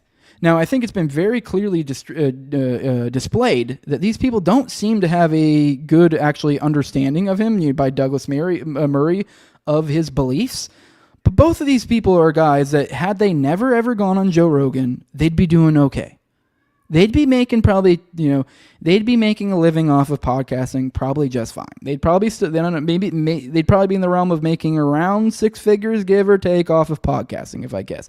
For those who aren't aware, Daryl Cooper is Jocko Willink's co-host. So, I mean, I guess then you can go, oh, you'd only know him because of Jocko Willink. Oh, you'd only know him. But it's like you can play this game forever. Oh, you'd only know him because, oh, you'd only know him. Oh, you'd only know. It's like, yeah, you'd only know me because of Sam Tripoli, Tim Pool, Dave Smith. Yeah, I mean, but it's also like you got there but all right, on to those. Obviously, then you have Sam Harris. I'd say Sam Harris, same thing. He wouldn't even be the slightest bit as known as he is if it wasn't for Rogan. Same thing goes for Weinstein. Now, I will say Weinstein is both of them. Now, both of them, they would still be rich and all this stuff. Like, I don't know when Weinstein became the Thiel's money manager. I don't know at what point that was, but either way, he's Thiel's money manager. So it's like, I mean, he has money. He's, I guess, well known in a sense, but I mean, definitely wouldn't have the level of being known as he would. Now, Peterson. I'd say Peterson's another one that, like, okay, I'd say you can kind of count him as self-made. So, but point being is, it's like bear in mind that people leveling these accusations are the Sam Harris's. I mean, Douglas Murray, which I guess Douglas Murray's a little bit fair-ish, somewhat, since, I mean, he's not known for that. But point being is, it's a shit argument, and these are the same people that, that's what they're pointing to. These people don't have expertise. Which, once again, to expertise. Like, what fucking expertise? Okay, you have, I guess, Weinstein's a mathematician. He fucking bloviates on fucking everything. Now, then you have Peterson, who's I think a degree in, like, psychiatry or psychology or something. Bloviates on everything. Fucking, I don't know what Rubin has. He's no fucking expert. Harris, I don't know. I mean, he bloviates on everything. I think he's got something to do with, like, neuro something or other. I wouldn't be surprised he has some sort of degree. I mean, he's known for me. Really, he's the child of one of the Golden Girls. So, I mean, Shapiro. I don't know. I mean, I'm fucking IDF, not IDF, but a fucking Hamas agent. I mean, yeah, he's probably the best example of self-made. But either way, the point being is it's just ridiculous. But here's what is this? Here's Constant Kitson. He says the problem with the hypocrisy argument is that Sam isn't famous for being promoted repeatedly on one podcast or being the son of someone successful. He's famous because his work is widely recognized as valuable in its own right. And as I was getting at earlier, so can be said for Dave Smith and Martyr Made. So this fucking point holds no water. Now, I will give them, sure, Maybe even then, no, it doesn't work. I was gonna say maybe if they point to Ian Carroll, because Ian Carroll sometimes gets brought up in this, but even then, no, because he already, before Carroll came on Rogan, he was already a phenom. If anything, that was a reason why he came on Rogan. He's like, whoa, how the fuck did you get so big? What is going on here? So yeah, it's just this is Kissin just disingenuous over and over again. He's not good at this. Because people don't use his meditation app because his family's wealth. They don't read his books for that reason. Maybe I'm missing something, but the hypocrisy argument doesn't make any logical sense. You're objectively only well known because Joe keeps hosting you. Now, I don't know who he's responding to. Sam is not well known only because he comes from a wealthy family. Now, this is in response to Dave. Now, I guess only well known. So, see, now we're getting to clarifiers. Only well known. What does that mean? Like, only well known. Okay. Now, sure, I mean, this qualifier makes it a little more difficult, only well-known. I would say it's the same for both of them. If you're saying that to some greater degree, yes, both of them benefited from them. If anything, I'd actually, I don't know, I'll take that back. But let's All right, let's. Now, I wanted to highlight this exchange because I thought this was a kind of also backed up this. Here is Kissin trying to attack Dave. He goes, this is a tweet from Dave. He says, "Find it funny that you guys do everything to present an actual argument. It's all framing tactics. Here's a video of Douglas blatantly strawmanning over and over your response. Look at Dave talking about the debate. Beta. Of course I'm talking about it. It was a huge debate. You are talking about it and have nothing to do with it. You have to be delusional to think my reputation took a hit on this. Even if you think he won the debate on substance, he didn't. Look at the response. Your boy committed reputation suicide," which is true. But here we go. We see Konstantin Kissin saying, "Criticize my ideas instead of attacking me is the right approach. Perhaps you'll consider actually following it." It says in the quote tweet, he shared an old tweet of Dave's, which, do I even have to respond to Sam Harris? So obviously search for Sam Harris and this stuff, looking for something. Is there anyone who hasn't figured out that he's trash? And says, perhaps you'll actually consider following it. So obviously he's criticizing Dave for doing the very same thing that Dave has pointed out. But the problem isn't that Dave isn't saying that it's never appropriate to do that.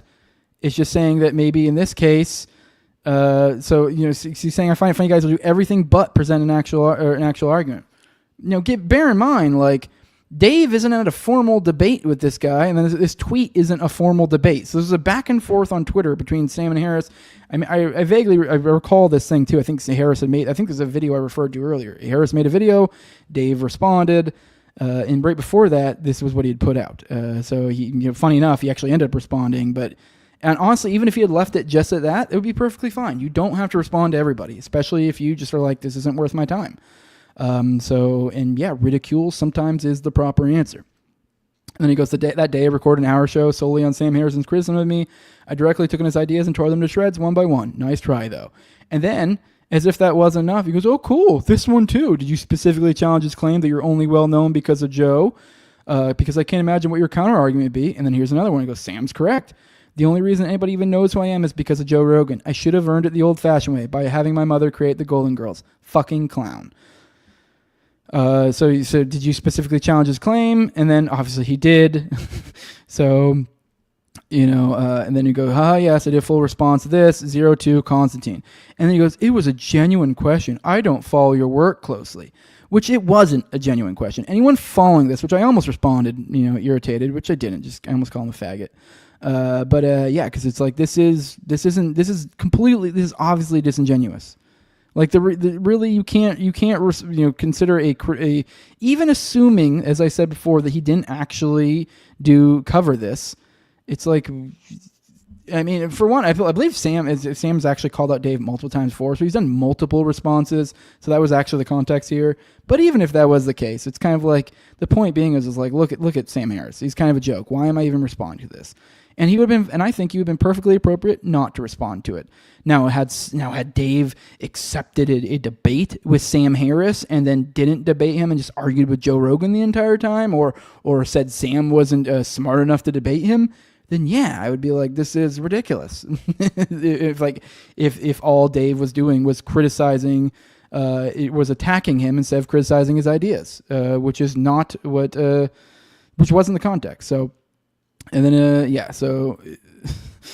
but either way, that's kind of the extent of it. Obviously then in a little bit, it goes into the tweet I read earlier about the hypocrisy argument, which is fucking retarded once again, because, Dave says it's a clown argument for a rich kid to make this point about someone getting their break. He said, I still went point by point and addressed it. And so then that's when he addressed, like, oh, that's ridiculous. Like, oh, it's not the only reason he knows Dave. No, that's bullshit. This is, I'd say to basically maybe a similar degree, that Dave got a boost as Sam did, give or take. I mean, maybe Sam got more, or no, Dave got more than Sam, but even then, Sam got him earlier, and I'd say especially during the time of the intellectual dork web, it was a regular thing that he was coming on. So those guys, and they were part of a whole thing. So actually, I don't know. Thinking about it, maybe I'd actually almost say if you could, somehow quantify the gains of these two, but I would say Sam probably actually got more gains out of this than Dave did. Now then it becomes the impossible counter narrative to prove. I was like, well, let's say we run the counterfactual and none of them ever went on Dave. Who would be doing better? Personally, I would go with Dave, but I am a fan of Dave, so I am biased. So, but with that, I think we've beat this to death too much. Let's pop in the chat, see what you guys say. I gotta move on to some other stuff before we run out of time. Yeah, see, Dave was already appearing on Fox. Somebody said, yeah, 100%. Scrolling through, guys talking about guns in the chat. Hell yeah. All right. Good morning, Jose from Helper Crow. Good morning. Man, you guys are really talking about guns in there.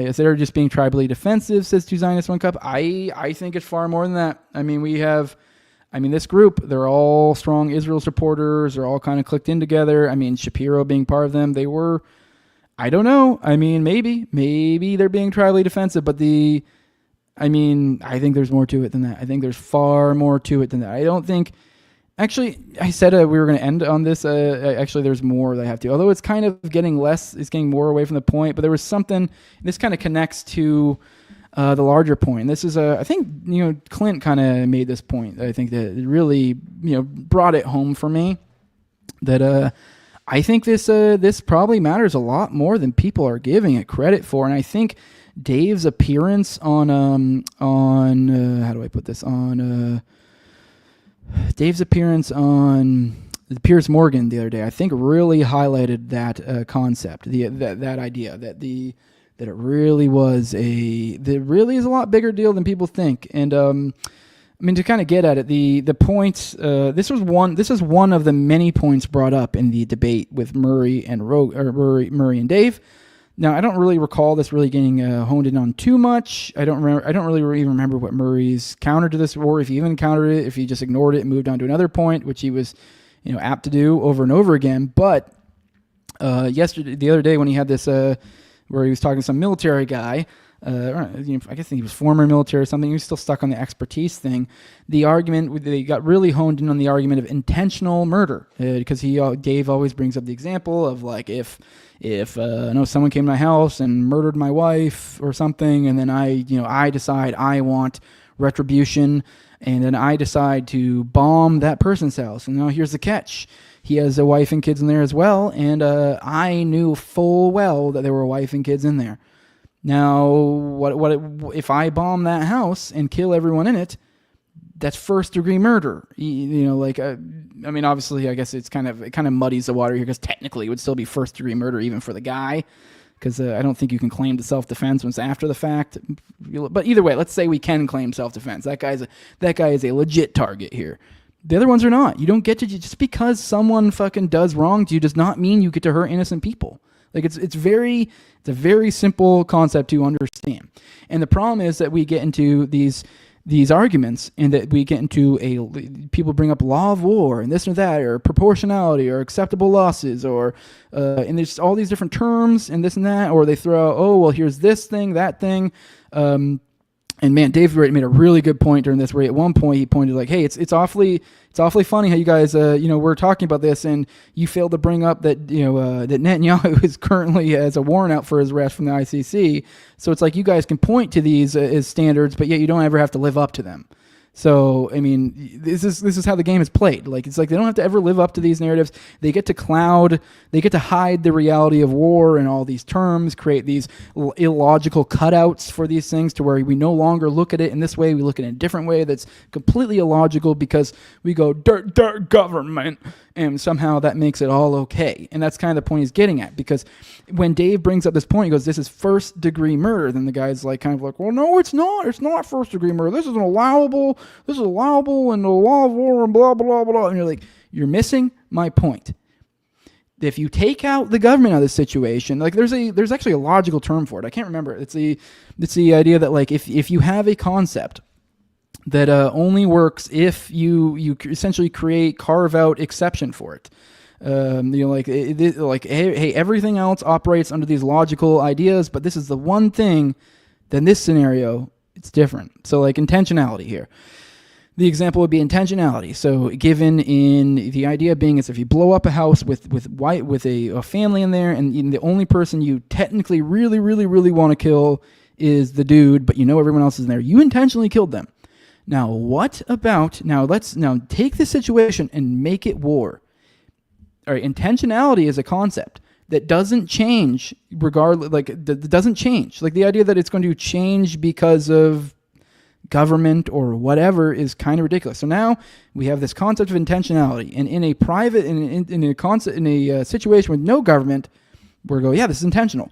But then now we go, oh, there's a government involved. This was not intentional, or we use different words like, or it's allowable, or this, that. You're like, at the end of the day, none of these words matter. And this is like, you got to throw all this shit out because all those are just words to obfuscate. At the end of the day, you are murdering people. You are murdering people, and if you are going to do that, you need to have a very, very, very, very, very good reason. So, but this is one of these things that just people, it was actually quite astounding to watch, and I think it really drove home that point when you realize the level of cognitive dissonance. Like I don't even really think it was like a disingenuous thing. I genuinely think this guy could not even wrap his brain around the concept. But here's another one to further go into this. So here's Dave Smith saying, "Dear Lord, it's unbelievable how many people want to take on this argument without even being able to understand it, no matter how many times I spell it out. I said, I'm not making a legal argument, I'm making a moral and a logical one. Appeals to the law in no way address it." And exactly, that's the point. People keep bringing this back to a legal argument. That's the point I'm making it. And at the end of the day, I mean, legality is just laws. So if no one's, the idea that like, hey, if we say, this person intentionally did that, and then you answer with, no, that wasn't intentional, that was legal, or something that no way addresses the point. That no way addresses the point. You just sidestep the point. That's all you did. Whether it's legal is beside the point. We can disagree with legality. That's not the point. What we're talking about is morals and logic. But let's play this. Here's this guy. Whose brain is broken by it. I'm probably going to try to play this on a higher speed because it is a little bit long, but I thought this was another good example of this cognitive dissonance. But we'll see how ungodly awful it is to listen on 2x speed, and if that's the case, we might just move on. But I just thought it was good to show an example of this level of cognitive dissonance. Another thing that Dave Smith loves to throw out in terms of like speaking legalese and conflating things in legal terms is when Israel is targeting a terrorist and there's collateral damage, that is murder in the first degree. Murder in the first degree. You're a lawyer, a barrister. Is that murder in the first degree? Is collateral damage in war unintended consequences of trying to target a terrorist and there's collateral damage? Is that murder in the first degree, legally speaking? Legally, it's illiterate. Now, see, she even said legally it's illiterate. And she is correct. I guess if I had to give the slightest bit of pushback to Dave, I would say, I mean, I don't really know how you could phrase it differently. Stop using murder in the first degree. Although I'll be honest, I don't think it'd make a slight bit of fucking difference. It'd still go over their head. But the only being is like the only tiny sliver bit of like a sliver of substance they have here is that he used murder in the first degree, since in a sense that is kind of like a legal designation in a sense, because it's like murder in the first degree. It's, like obviously, I don't know, it's a little bit confusing because technically murder is, it's a legal classification. Also, murder is a even in a natural law type, situation. It's also, that's the case. But I mean, yeah, it's the point being is it's a legal designation. So, but I get why you say, oh no, that would be murder in the first degree, because the point you're making and it's almost as if they're intentionally missing the point, is the point you're getting at is murder in the first degree.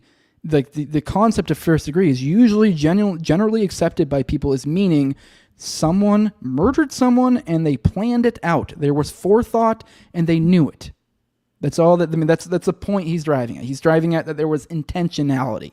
That is what he's getting at. He's not saying that if, someone took one of these people to court that they would get murder in the first degree in war. Obviously not. This is happening over and over and over again, and it's being permitted to happen over and over again. So obviously, in a certain sense, it's legal, although it's like maybe not. But at the end of the day, like if the government doesn't prosecute something and it is debatably illegal, in essence, it's legal.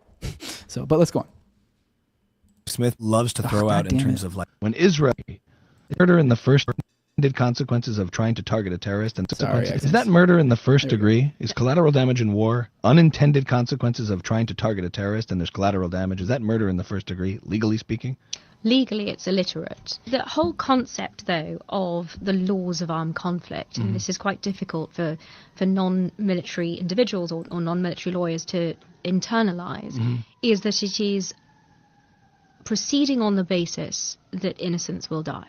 That is unfortunately, horrifically, a reality of warfare. quite apart from the tactics that Hamas deploy with the use of human shields, where they continually seek to murder as many civilians themselves, both on the Israeli side, but also cause as much civilian collateral damage on the Gaza side.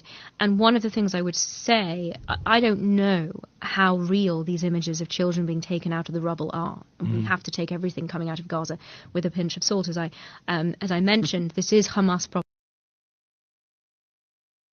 That's enough of that. I don't really know how much we got to beat that over. I mean, she's just kind of spinning in circles, answering a different thing.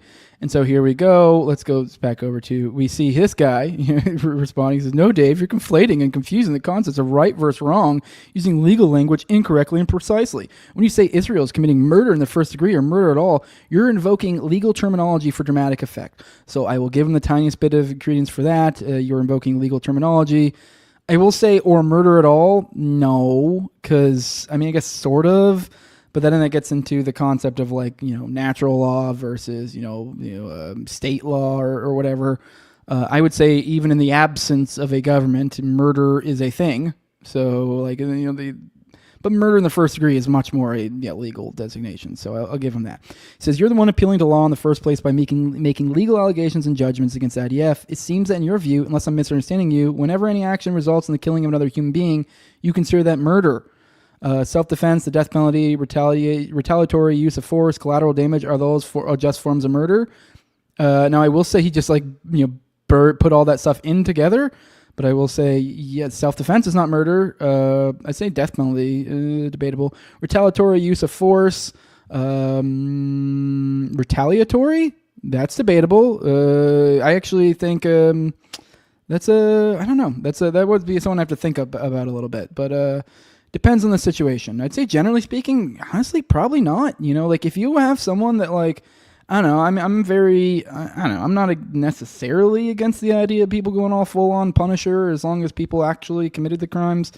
But I don't know. Generally speaking, it's kind of like, hey, unless you absolutely have to, I don't think you just get to kill people. I mean, the example of dropping a bomb at someone else's house. Let's say that there only was that guy that lived in that house, and let's say he, did bomb you, and let's say you have genuine reason to believe it's going to happen again, and you don't have really any other sort of legitimate recourse. I would say that's probably fair to bomb him at that point, because then I would say perhaps you could classify that under self-defense. Now, retaliatory, I feel like that's too vague, because I don't think you get to just go, oh, someone did something to me, and then because that's how this always works. They go, oh, this is self-defense, but this right here kind of reveals it. He had to include retaliatory use of force, so this isn't self-defense. If some entity bombs your country and then you then go, after the fact, then, days, weeks, months, years later, then go, I'm going to kill a bunch of those people. It's like, well, I mean, the actual threat is kind of gone at this point. I mean, you can maybe you still say there still is a threat, and obviously these people need to be brought to justice in one way, shape, or form, and maybe it may not be plausible to arrest these people, and maybe you can make the case that these people need to be dealt with, in the worst way possible, but I don't know. I think people do tend too often to view that as self-defense when it's not. That's not the case. So obviously, collateral damage, I would consider that as being murder. So, but anyways, I'm not going to stop beating that one to death. I find it particularly interesting. That's I think the cognitive display is really what kind of that on display was oh shit.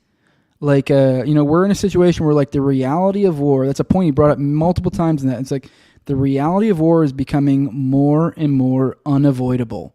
And so the idea is when people have these talks, when people, the point that Dave kept pressing for this guy and with Douglas Murray is okay, if you are saying that this needs to be done, then what I need from you is to just recognize what is happening here and to at least admit that you are saying that this is worth the price. Kind of the Thatcher thing, the whole it was worth the price. Because we know this is what's happening. We know that people are dying. If that's what you want to say, I mean, I'm going to disagree with you, but you need to say that no, this is the price that we're willing to pay for this. Tens of thousands of innocents are able to die for this case. That's what you need to say. But no, they want to squirrel around from that and not say that. So it's just a matter of just recognizing reality and stop using these obscuring terms like collateral damage. No, that's Murder. It's really that fucking simple. So, all right, let's scroll through the chat a little bit, see what you guys have to say, and then we'll move on from all this Dave Smith talk. I've said his name too damn much today. So why can't we ever get Scott Horton to debate on Rogan? I don't know. I mean, I have no idea. I mean, I'll be completely honest. I could, actually, I'm not going to. I don't know. I don't know why. I mean, I don't know what it is. I mean, he's brought up Horton a million times to Rogan. Didn't he get on once, though, actually? Or no? Maybe I'm remembering that incorrectly. But I know different strokes for different folks. I've never had Horton on the show. I don't have anything against him. I like Scott. I mean, frankly, I just, given the way he does interviews, it's not something I'm particularly interested in. I mean, if I had like a really pressing reason or something, I really did. But like, don't get me wrong, I like Horton interviews. But for me as an interviewer, I don't really have much interest in having someone on the show that I'm going to essentially ask one question and sit back for an hour and a half.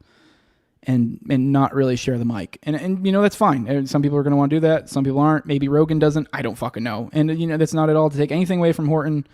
And honestly, I completely get people who do want to do that. So it's just not really my cup of tea. That's not what I want to do. I mean, I'm sure maybe I'll get him on at some point. I don't fucking know. So, scroll the chat. So,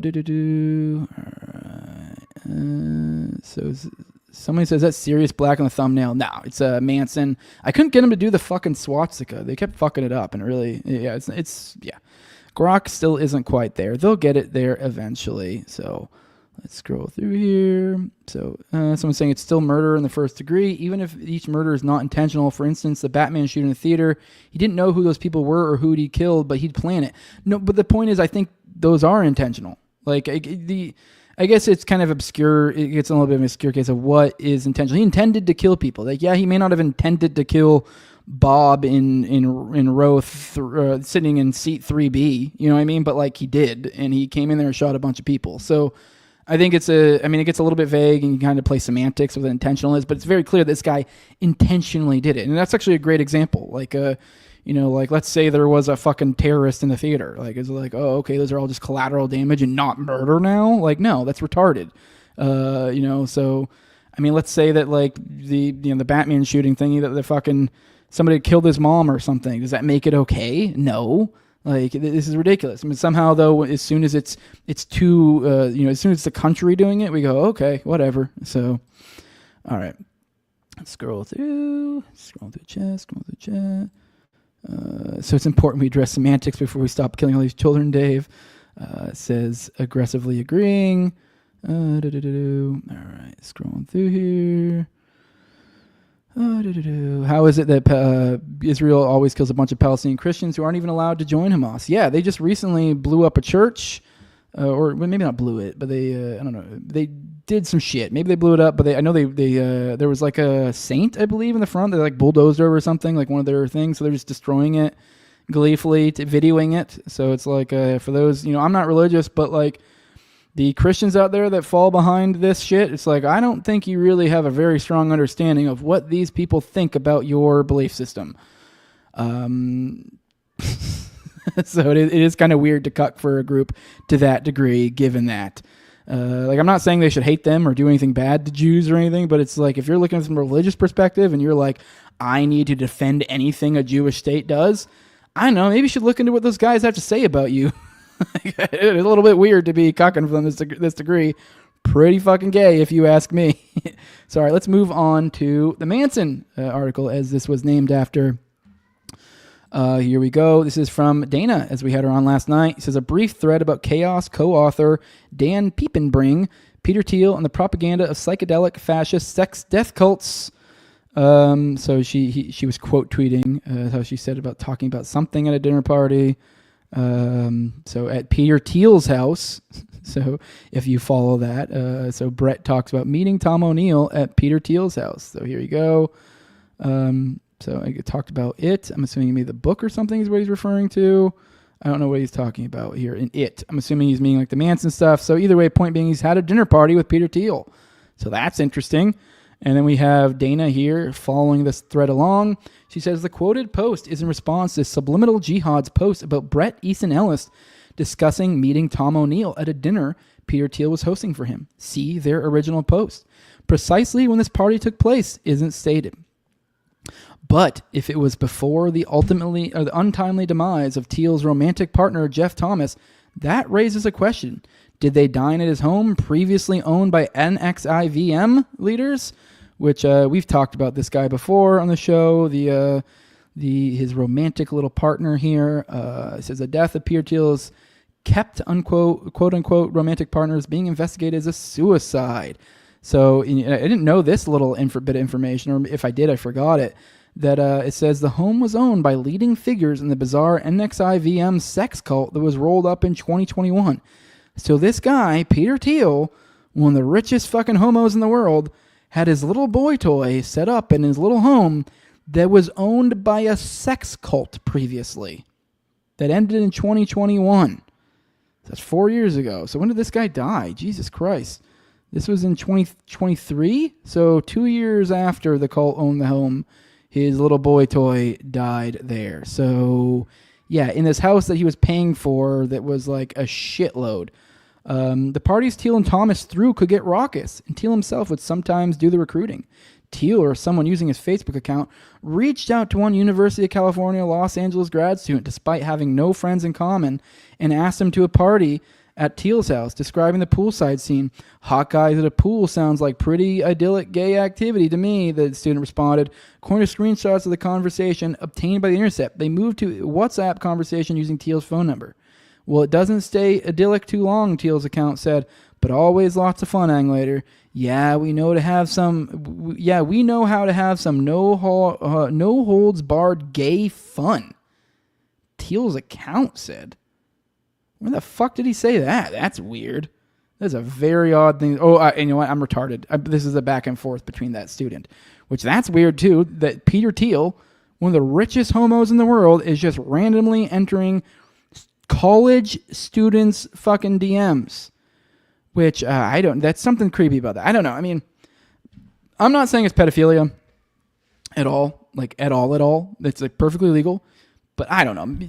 Especially as I get older, I mean, I guess maybe it's just me. I'm 33 years old. I have a 15-year-old and I have a 12-year-old, both daughters. So like, I don't. Maybe it's just but like the concept of like men that date like that are well past their 30s that date 18, 19, 20-year-olds, even men, I would say, just something weird about it. I don't know. I mean, maybe. I mean, I'm married, but if I was like, I don't even know. Like, I don't think I could even imagine hooking up with someone in their early 20s or like even because it's just, I don't know. Even just to get back, even if I was just trying to smash, like for one, they'd just be so fucking retarded. Like, even just being able to interact with them in a polite, enjoyable way to even get to that stage of where things are going down. I just don't know how I could do it. I would just be irritated, like irritated as all get out.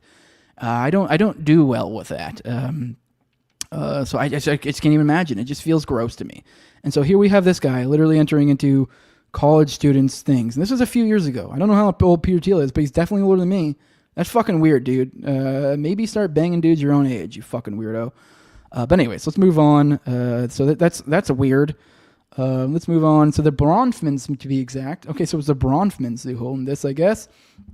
So it says, here's an excerpt. It says an LLC created by Claire Bronfman, daughter of former Seagram's CEO Edgar Bronfman, has filed suit against general contractor Epic Construction and subcontractors for botching the pool design at a planned 7,000 square foot home at 8517 Franklin Avenue.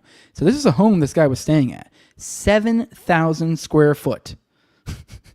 So, defendants completely failed to properly construct the pool. States the complaint. That's irrelevant. Either way, just to prove that the Bronfmans, who have that is quite the thread of those that rule above us in shadow to follow, is the Bronfmans. But yes, this was their former home. So weird shit, and this was a huge ass home. All right, the same NXIVM that has a direct familial tie to the Manson crimes, specifically Charlene Kafritz, who is not mentioned once in Chaos. Listen to the episode before you ask me this topic. I cover it pretty exhaustively, so there you can get it. This is the podcast I was telling you guys. I haven't got to this episode yet, but we see, episode 9 of Charles Manson, part 3. This is What is the Process? The name. I highly recommend it. I've gotten to like 4. I'd be a lot farther if I wasn't doing studying for my the OKC coverage here this weekend, but Yeah, it's really good shit. I recommend it. Said, hey, maybe it was after the guy was suicided. Fair enough. It's no secret Teal is a chaos superfan. Reiterated here by Sean Monahan. I have no idea who was hosting an inappropriately young Halloween party in Laurel Canyon last year, but boy, am I curious. So this is an excerpt from a piece by Sean Monahan saying the California casual influence, or affluence. It's actually called the Counterlate Won the Meme War. And then I guess a subtext is California, or subtitle is California casual affluence, not influence, I'm retarded.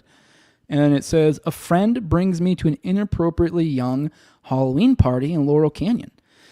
23-year-old former child actors, the boys in suits I see at Tennant's and Silver Lake Lounge are living a casually affluent lifestyle in the hills.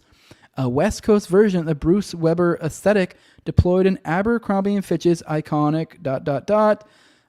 So, okay, these are people that are kind of filling the Abercrombie & Fitch aesthetic, which I'm assuming they're going to get into like probably the aesthetic from when I was like a kid. Obviously, now Abercrombie & Fitch has changed a lot. They got clothes for fat people now and all sorts of stuff. They used to be very exclusive. It's also interesting they bring up Abercrombie & Fitch here, given that these motherfuckers got outed as essentially a fucking young dude fucking butthole slinging operation. Essentially, that's what that got outed as. So interesting they would bring it up. Obviously, they're not saying it was Abercrombie & Fitch, but either way, that this guy is saying he got brought to a Halloween party in that area. There's more here. I don't know why. And then in quotes from Sean Monahan, the host is implicitly confident Trump will win. He tells me Peter Thiel, partner at Founders Fund, will appoint the cabinet. He asked me, do I know how he can get an invite to Peter Thiel's election watch party? I tell him I do not. Later, rummaging in the kitchen for a clean cup, I come up dry. The cupboards are empty, save a copy of Tom O'Neill's 2019 book, Chaos, Charles Manson, the CIA, and the Secret History of the 60s, a well-known favorite of Mr. Thiel. Interesting. All right. The mentioning of Founders Fund got me thinking, totally tracks. I'm not paying to find out, she said. I'm not really sure what that is. I don't know, maybe you guys can tell me. I'm not sure. So now we all know a good limiting hangout isn't complete without a little Joe Rogan, and she has a clip from Joey. Let's go ahead and play that. You read Chaos by Tom O'Neill. Yep, familiar with it. Fantastic book that shows you what they were trying to do to demonize these hippies. And well, it was or the part of it that I thought was interesting was the MK Ultra. Yeah, which is a part of it. Yeah, where there was a predecessor version where we thought of. Real quick, I just can't, like, I say this all the time, and it feels shallow, and it feels kind of like I kind of feel, it makes me feel gross, and like maybe I'm like a kind of a bad guy, but I think it's we've developed over, I mean, especially if you believe in evolution theory, which, you know, if we've evolved over millions and millions of years, and there's certain things we've learned to be able to see eyes through the woods and, you know, recognize these patterns, and we can kind of, I think there's something to physiognomy. I think it's something that whether you want to say that's from God or from nature or whatever, there is something to where we just feel like, I mean, don't get me wrong, that's not the end all be all. There's more to it. Like I don't think you should solely judge somebody by physiognomy, but by God, if it isn't useful, and it's, you know, to at least be a somewhat screening mechanism. But yeah, look, geez, this guy freaks me out every fucking time. Let's keep going. You know, you could think of it as we had an arms race with the fascists and the communists, and they were very good at brainwashing people. The Goebbels propaganda, North Koreans brainwashing our soldiers in the Korean War, our POWs. And we needed to have an arms race to program and reprogram and deprogram people. And LSD was sort of the MK Ultra shortcut. So I think there was, and then it's so hard to reconstruct it, but my suspicion is that the MK Ultra thing was a lot bigger than we realize. Yep. All right, let's move on. You read Chaos. There we go. So the idea that hippies were demonized is a real hot take when you ignore everything else that was going on, like the other drugs, sex, snuff, murder, etc. But I digress. No, I will push back a little bit against Dana, although I guess it would really, I'd have to re-listen to that and see if maybe I missed the explicit line about demonizing the exact context. I don't know if maybe they were making the point to the larger hippie movement and that they're like, oh, this would demonize it. If that's the case, there's something to it. But now if they're just demonizing these specific guys, then there's some crazy shit going on with these group of people. There is some fucked up stuff, and really kind of including them among the hippies is like, I don't know. I mean, I guess maybe you could. I mean, they had similar aesthetic and stuff from my recollection. I mean, obviously, maybe Dana could push back on that one if maybe I'm incorrect. But yeah, I mean, I don't know, a lot of commonalities, but also kind of in a sense, also they're like sort of distinct own little thing, perhaps. I just don't think it's fair to color obviously the hippies as a whole by these people. Not to say I love dirty, fucking stinky, commie hippies, but, just being fair. One could argue this position works highly in your favor if you've been working for years to push psychedelics into the sphere of normal treatment for mental health issues, which is no secret Peter Thiel has, as Musk and Rogan. Rest in peace, Matthew North. You were right. Therapy's New Frontier, 3 psychedelic stocks for the mental health revolution. Which, I don't know. I mean, that is interesting. I don't really know what my thoughts when it comes to that. I mean, Rogan has been pushing that for a long time. I just think Rogan just likes to smoke weed and thinks hallucinogens are cool. But yeah, I mean, when you see Peter Thiel's in the world pushing for it, that's when I get a little bit like, oh, fucking hair in the back of my neck. Like, yo, what the fuck are you doing? Hell, wasn't it like Sean Ryan recently was talking about these like fucking, it was ayahuasca or some sort of weird retreats they were doing, which is like, fucking, you're fucking retarded if you go to some sort of retreat with a bunch of fucking glowies and be like, yeah, let's fucking do hallucinogenics. This will be fucking great. I'm not going to get reprogrammed or anything. But I mean, really, even then, even like the ayahuasca retreats, I find those weird because if you've ever looked into those, they have so many like, you got to do this, you can't have sex for this long, you can't eat, you got to do this. You're like, all of this sounds like, I don't know, it just seems gay. Like, just give me some goddamn ayahuasca, let me do it in the comfort of my own home. Maybe let me know whatever precautions I need to know, but leave me alone because it feels like you're going to probably try to manipulate me in some weird way or something like that. Like, for example, I know somebody who like went on an ayahuasca retreat or something with their like girlfriend or something, and then the fucking shaman dude like said some shit while the girl was tripping about like how when this thing happens or something, some almost like borderline like a prophecy type nonsense that were like, oh, when this thing happens, you'll know that you're not supposed to be with him anymore, referring to the dude that she came with, which I think was like my wife's uncle or something. And so it's like, what the fuck, dude? Which is, so it's like, then I think later that was like the excuse she used to break up with him. It's like, that's not prophecy. That's just you taking someone who's tripping balls and saying some vague esoteric nonsense. And then they just, as soon as they see something, which is like, let's say as soon as you see the bell toll, you'll know that it's over. And then all she has to hear is a ding one time. And she's like, oh shit, that's what I meant. Or like, I don't remember what the thing was, but it's like, point being, I just don't like the idea of like being in that vulnerable state and all the different things they do to be like prime you for it. Like, no, just give me some fucking, if I want to try out DMT or ayahuasca, give me some goddamn ayahuasca. Let me do it in my living room. Let me know for whatever precautions I need to know, and I'll handle it. I don't need some fucking weird dude fucking trying to bang my wife while I'm doing it, Miss me with that gay shit. But all right, let's keep moving on. One could also argue it's a strange coincidence that Tom's co-author is, from all appearances, pushing for the normalization of dissociative drugs, except that whole making a mystic out of anyone and so much more angle. Coincidence, right? So here we go. This is an excerpt from Dan Piepenbring writing in 2024 about K-pop. So this is a co-author. Now, we talk about anesthetizing ourselves like it's a bad thing. Doesn't have to be. In October 1946, Dr. Henry Knowles Beecher, who held the enviable title of anesthetist-in-chief at Massachusetts General Hospital, gave an address called The Emergence of Anesthesia's Second Power. He spoke from the Ether Dome, his hospital's famous operating theater, where exactly a century earlier his predecessors had etherized a patient for the first time. A watershed moment in the history of painlessness. Now, Beecher believed it was time for anesthetics to expand their remit. They could enliven the mind as they numbed the body. Though anesthesia was often perceived as a soul-smothering condition, a kind of temporary death, it allowed the possibility of planned access to levels of consciousness not normally attainable, except perhaps in dreams, in trances, he said, in the reveries of true mystics. The right anesthetic agent could make a mystic out of anyone, enabling the study of the life process itself. And then it goes on. There's a line between it, so I'm assuming this means it butts up to a different excerpt. But this is not to say that we should endorse the would-be prophet from outside of Albany's every exhausting word. He made intoxication the fundament of entire... Okay, so that's about somebody else, so that doesn't make sense. All right, anyways, like the spiritualists in Bloodstay, New Agers in the self-help set are trying to rebrand ketamine, a big pharma chemical that they lump in with plant medicine and holding space for their own narrow purposes. It can be so much more than that, and just as important, so much less.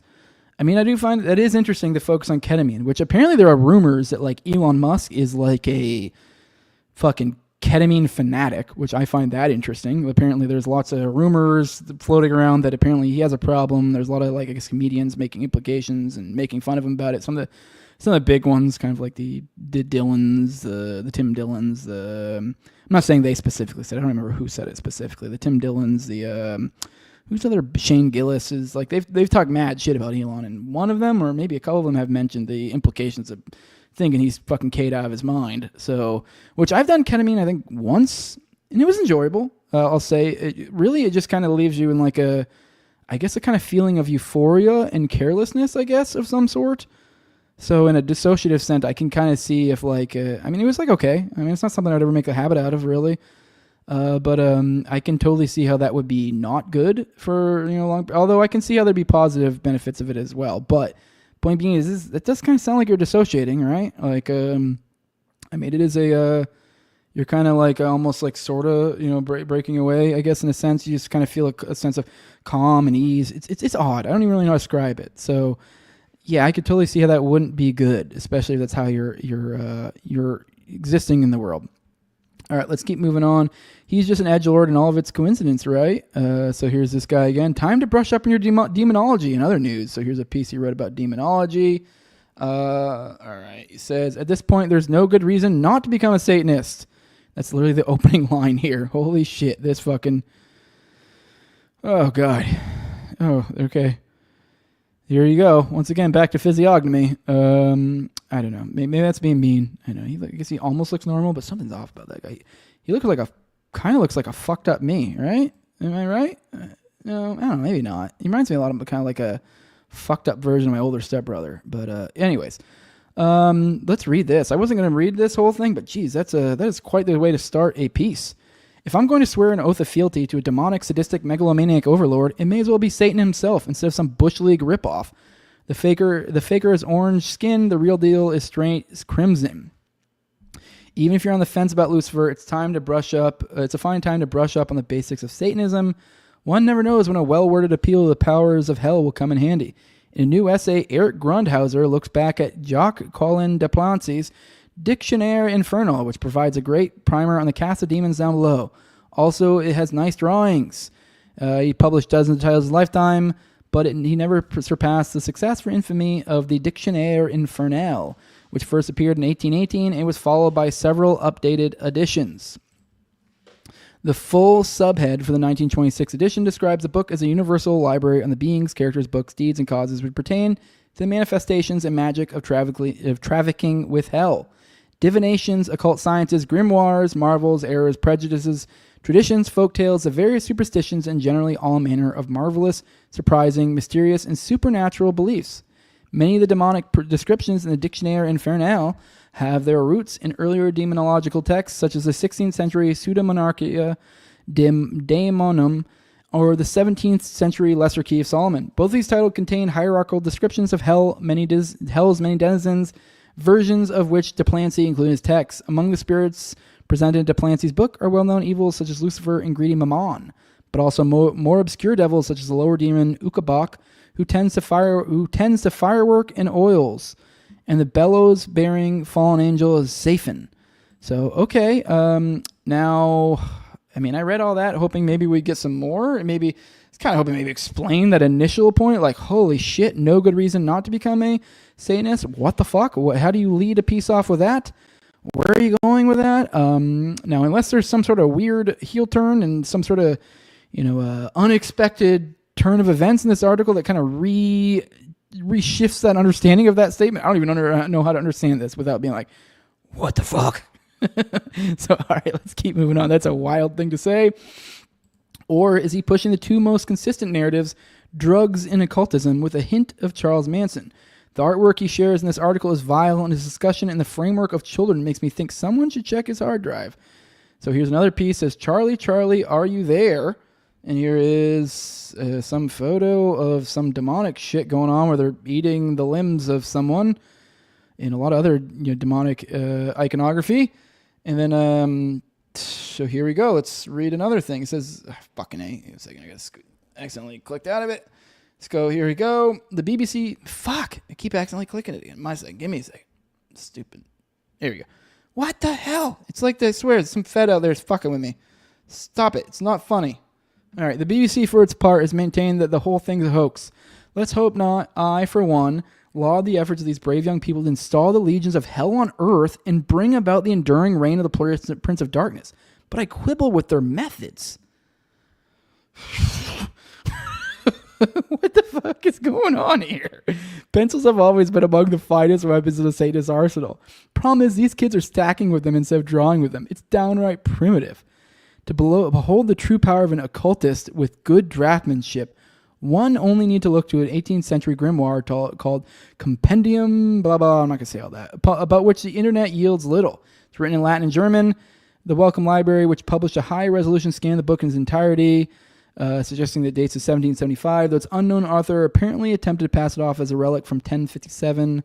The volume is labeled Noli Me Tangere, don't touch. It doesn't take long to see why the illustrator wanted to put several centuries between himself and these drawings.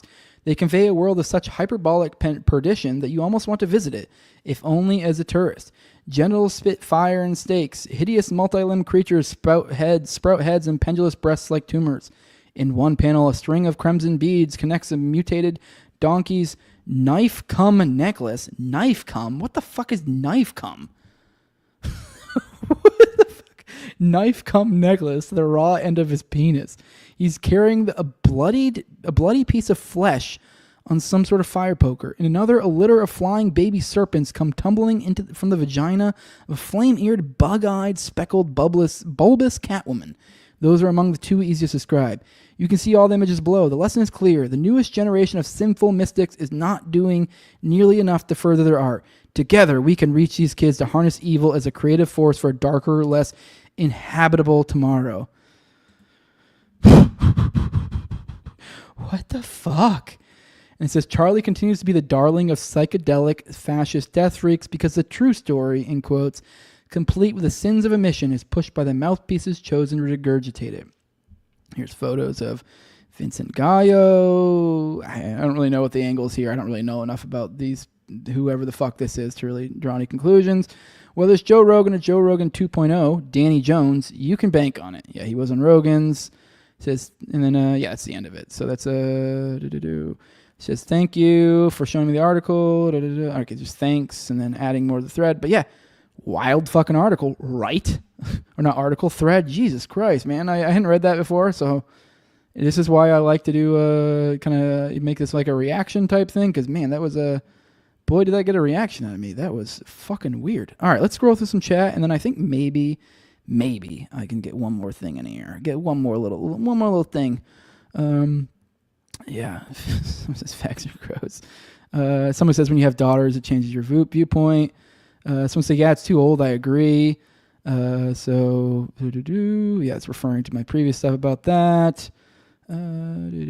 Scroll. Someone saying I buy my scotch from the Bronfmans. Yeah, I think they were, I believe if I recall correctly, the Bronfmans were like early alcohol traffickers. I might be wrong though. So someone says Douglas Murray and Pierre Thiel, both famous gays. Coincidence? I think not. Me and you, same thing, buddy. Yeah, here we go. Someone says age difference, a reasonable one, can be beneficial for the woman if she's getting a mature quality man. Suspecting creeps though is just good sense any age. Yeah, no, I agree. I do agree with that. I do think there's a level to it. I mean, I would say like men in their 30s, early 30s, mid 30s, like really like ideally like I'd actually say generally speaking, like, yeah, typically, I mean, me and my wife, like she's a year younger than me, but generally speaking, like I do think it's almost as if we're meant to, generally speaking, for it to be older men and younger women to get together. And I don't mean, obviously, I just gave a fucking like, kind of was being like, I think it's creepy in certain senses. I just mean like a like you said, a reasonable one. Not like, we're not talking like decades. I'm talking like maybe like 10 years or less. And then assuming obviously you're like over a certain age. Like, I'd say if you're like over 30, like if you're messing around with like early 20s, what are you doing? Like, if anything, that's a sign of immaturity on your part, really, I think. If you are capable of like interacting with early 20s people regularly and, you know, as a 30-something-year-old person and that's normal, that's like, I don't know, if anything, that's your desire to be with that person all the time, I think it says something about you as an adult. I think you kind of fail your lawn, struggle to mature, or something along that. So, all right, scrolling through the chat. Getting news in my feed that Trump and Musk are in a hissy fight. Hell yeah. Someone said, I dated single older women most of my life. It was a complete waste of time. If you're dating cougars at 30, you fucked up. Single older women are nuts, rejects, not sorry. Yeah, exactly. I think you're probably generally kind of right. What Dana's talking about regarding Manson and his girls, that they were really the hippies. They were tied in with everyone in Laurel Canyon. Everyone loved them. Okay. All right.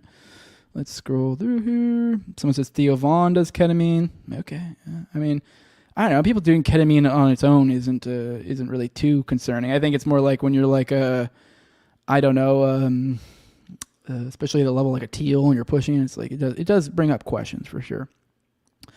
All right, I'm scrolling through here. Satanism's like Christianity. How can you take it seriously? I mean, there's certainly malevolent, serious spirits. I don't know. I don't know if I agree with that characterization. I mean, I do struggle to take it serious in a sense, but these people seem to take it seriously. Even if it is just a cover for glowy shit, they at least act like they take it serious. So, all right, let's keep going. So here we go. So all the shadow may be food. The rabbit's instincts tell it to run because it could be a hawk.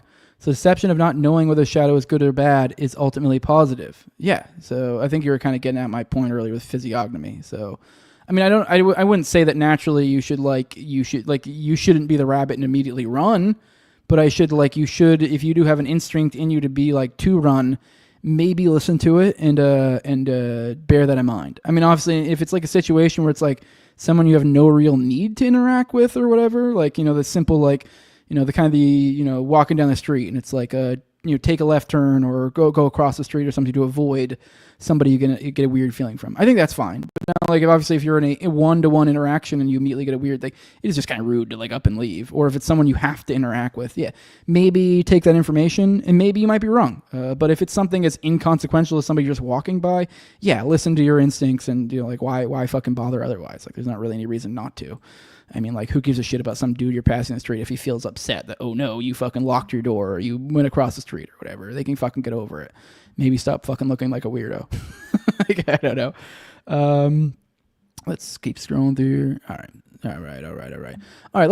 Let's get into. Let's do one more thing. We're long in the tooth here, but it is what it is. I want to do a little bit of OKC stuff. So let's do a little bit of OKC stuff. Let's finish. I can't remember if we covered this. I mean, we did talk a little bit about Petruski.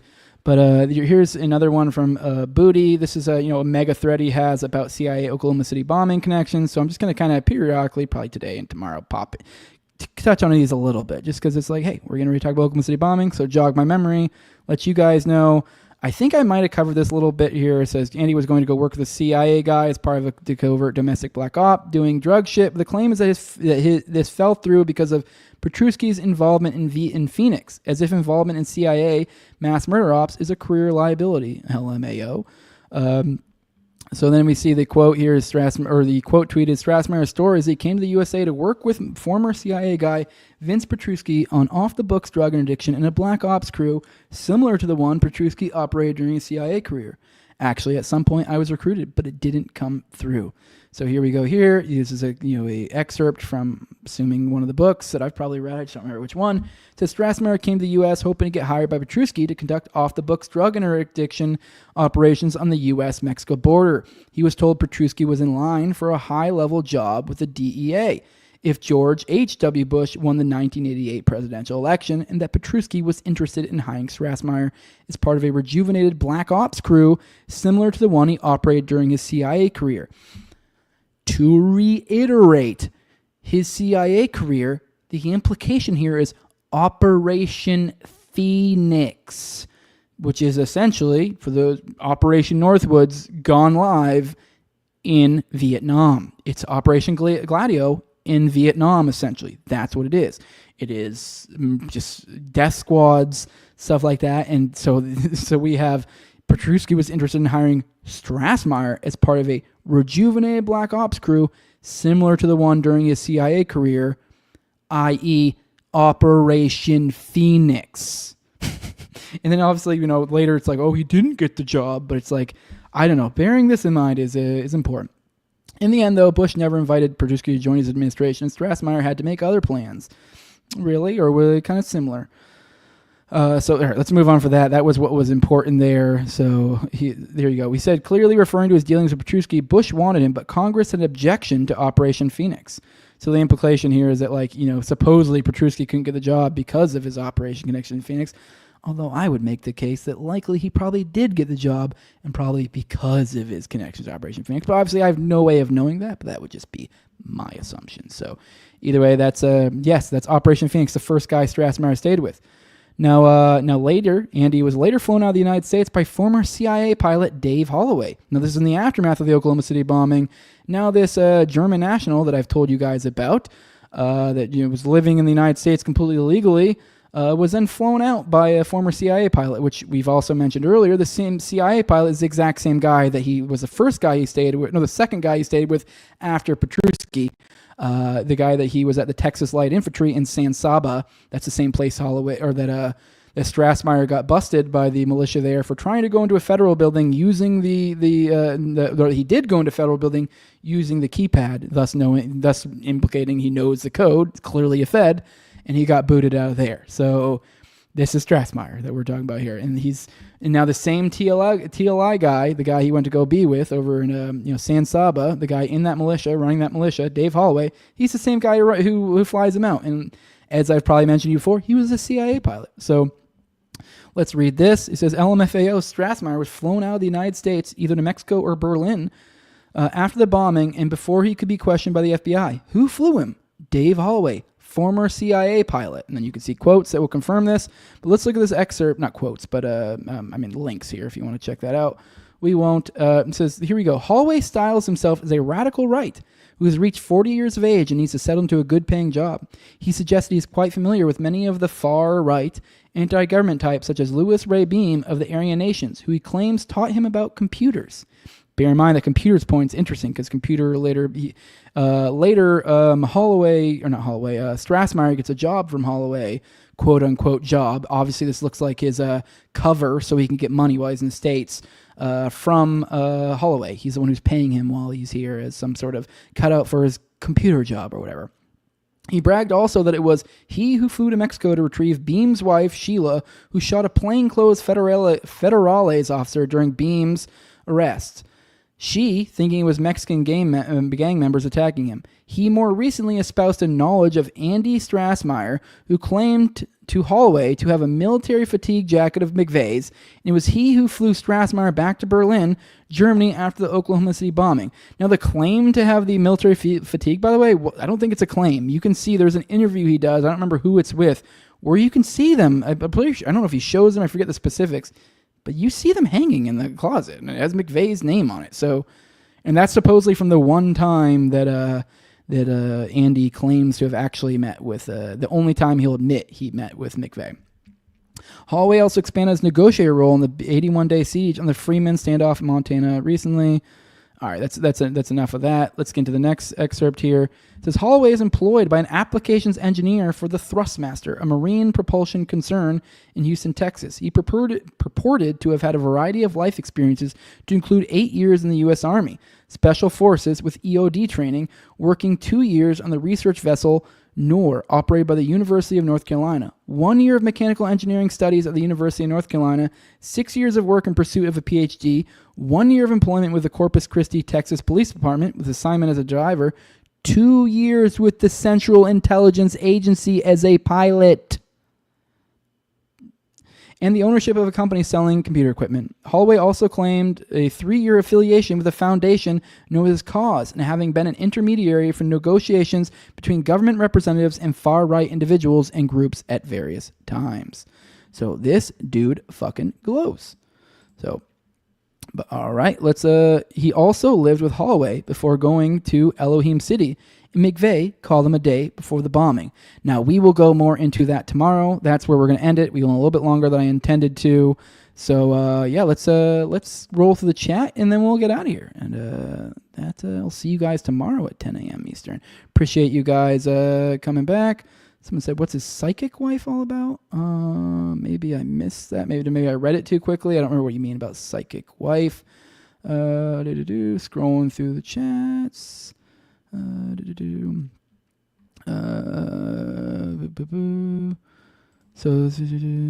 right, I'm sorry, I was reading something. Scrolling through the chat, seeing what you guys say. Dude, Jose understood Nietzsche so easy, crazy smart. I don't know. What did I talk about Nietzsche? I don't know. Okay, sorry. Okie dokie. All right, well, I think that's it, guys. I'm scrolling through the chat. There are not really any questions. Most of you guys are shooting the bull with each other, so that's cool. That's good. Hey, you guys hang out, have fun. But all right, guys, let's get out of here. Let's get the fuck out of here. Well, I'll see you guys tomorrow at 10 a.m. Eastern. For those who like offensive comedy, tonight at 9/11 Eastern, I will be on with I'm not on. I'm retarded. I'll be on Tower Gang. I'm one of the members, not on with, as if I'm a guest. I'm one of the members of Tower Gang. We'll be there. Someone's talking about cheating still, but I don't know why you guys are talking about cheating. But with that, guys, let's get out of here. If you guys want to support this show, in some ways you can do it. Follow me. That's easy. That helps out a lot. that helps boost out my signal just by having more followers, all that shit. I don't know, also gives you kind of an inroad to talk with me. This show is really, there are definitely, I don't know which ones. I think I usually try to mention it. I think I did today. Maybe I forgot. But, the show is very much formed by you guys and the stuff you want me to cover because you guys tag me and stuff on Twitter. I usually cover it. A lot of times, obviously, it's stuff I pick as opposed to that. I can't just only go on you guys' stuff. I appreciate you guys tagging me and stuff. So that's follow me, tag me. I will respond accordingly, and you will more than likely, and probably I'd say about 50+% chance, I'll more than likely cover it on the show if I can. But for those who want to support it in other ways, you can like, share, subscribe, comment, leave a 5-star review. That helps out a lot. Did I? I think I did the. Yeah, I did the. Then also. My Patreon, patreon.com/NoWayJose2020. That's the best way to support, really. Money. That goes a long way. But the lowest level is $2. That gives you early access to episodes. For example, I'm about to have Jules back on tomorrow. I did Waco on Monday. Those are both paywalled stuff. So, keep an eye out for that. That problem. But if you're a patron, you get that stuff early. So I usually keep about 4 behind the paywall at a time. I try to do 1 to 2 a week for you guys, and those end up usually staying behind the paywall for around about a month or so. So pretty good value. Also get an ad-free RSS feed, and then also you can get the video chat function, so you guys can shoot the bull with me and Austin on our weekly Already Dead show, which is our live call-in show. But with that, also on the I give a big shout out to to my sponsors, which is the highest level of my patrons. I have my co-host on Tower Gang at Tower Gang Dode, also have at Abrogate D's, at ZOVERACK, at _Infant Zeal. Then also have Will Bell's Delicious Blueberry Rabbit Eye Wine, Tim Tuttle at Jolin Klebold. I think I already said that. Then big fan of the show, Torme, then at INWARD Lover. Appreciate you all.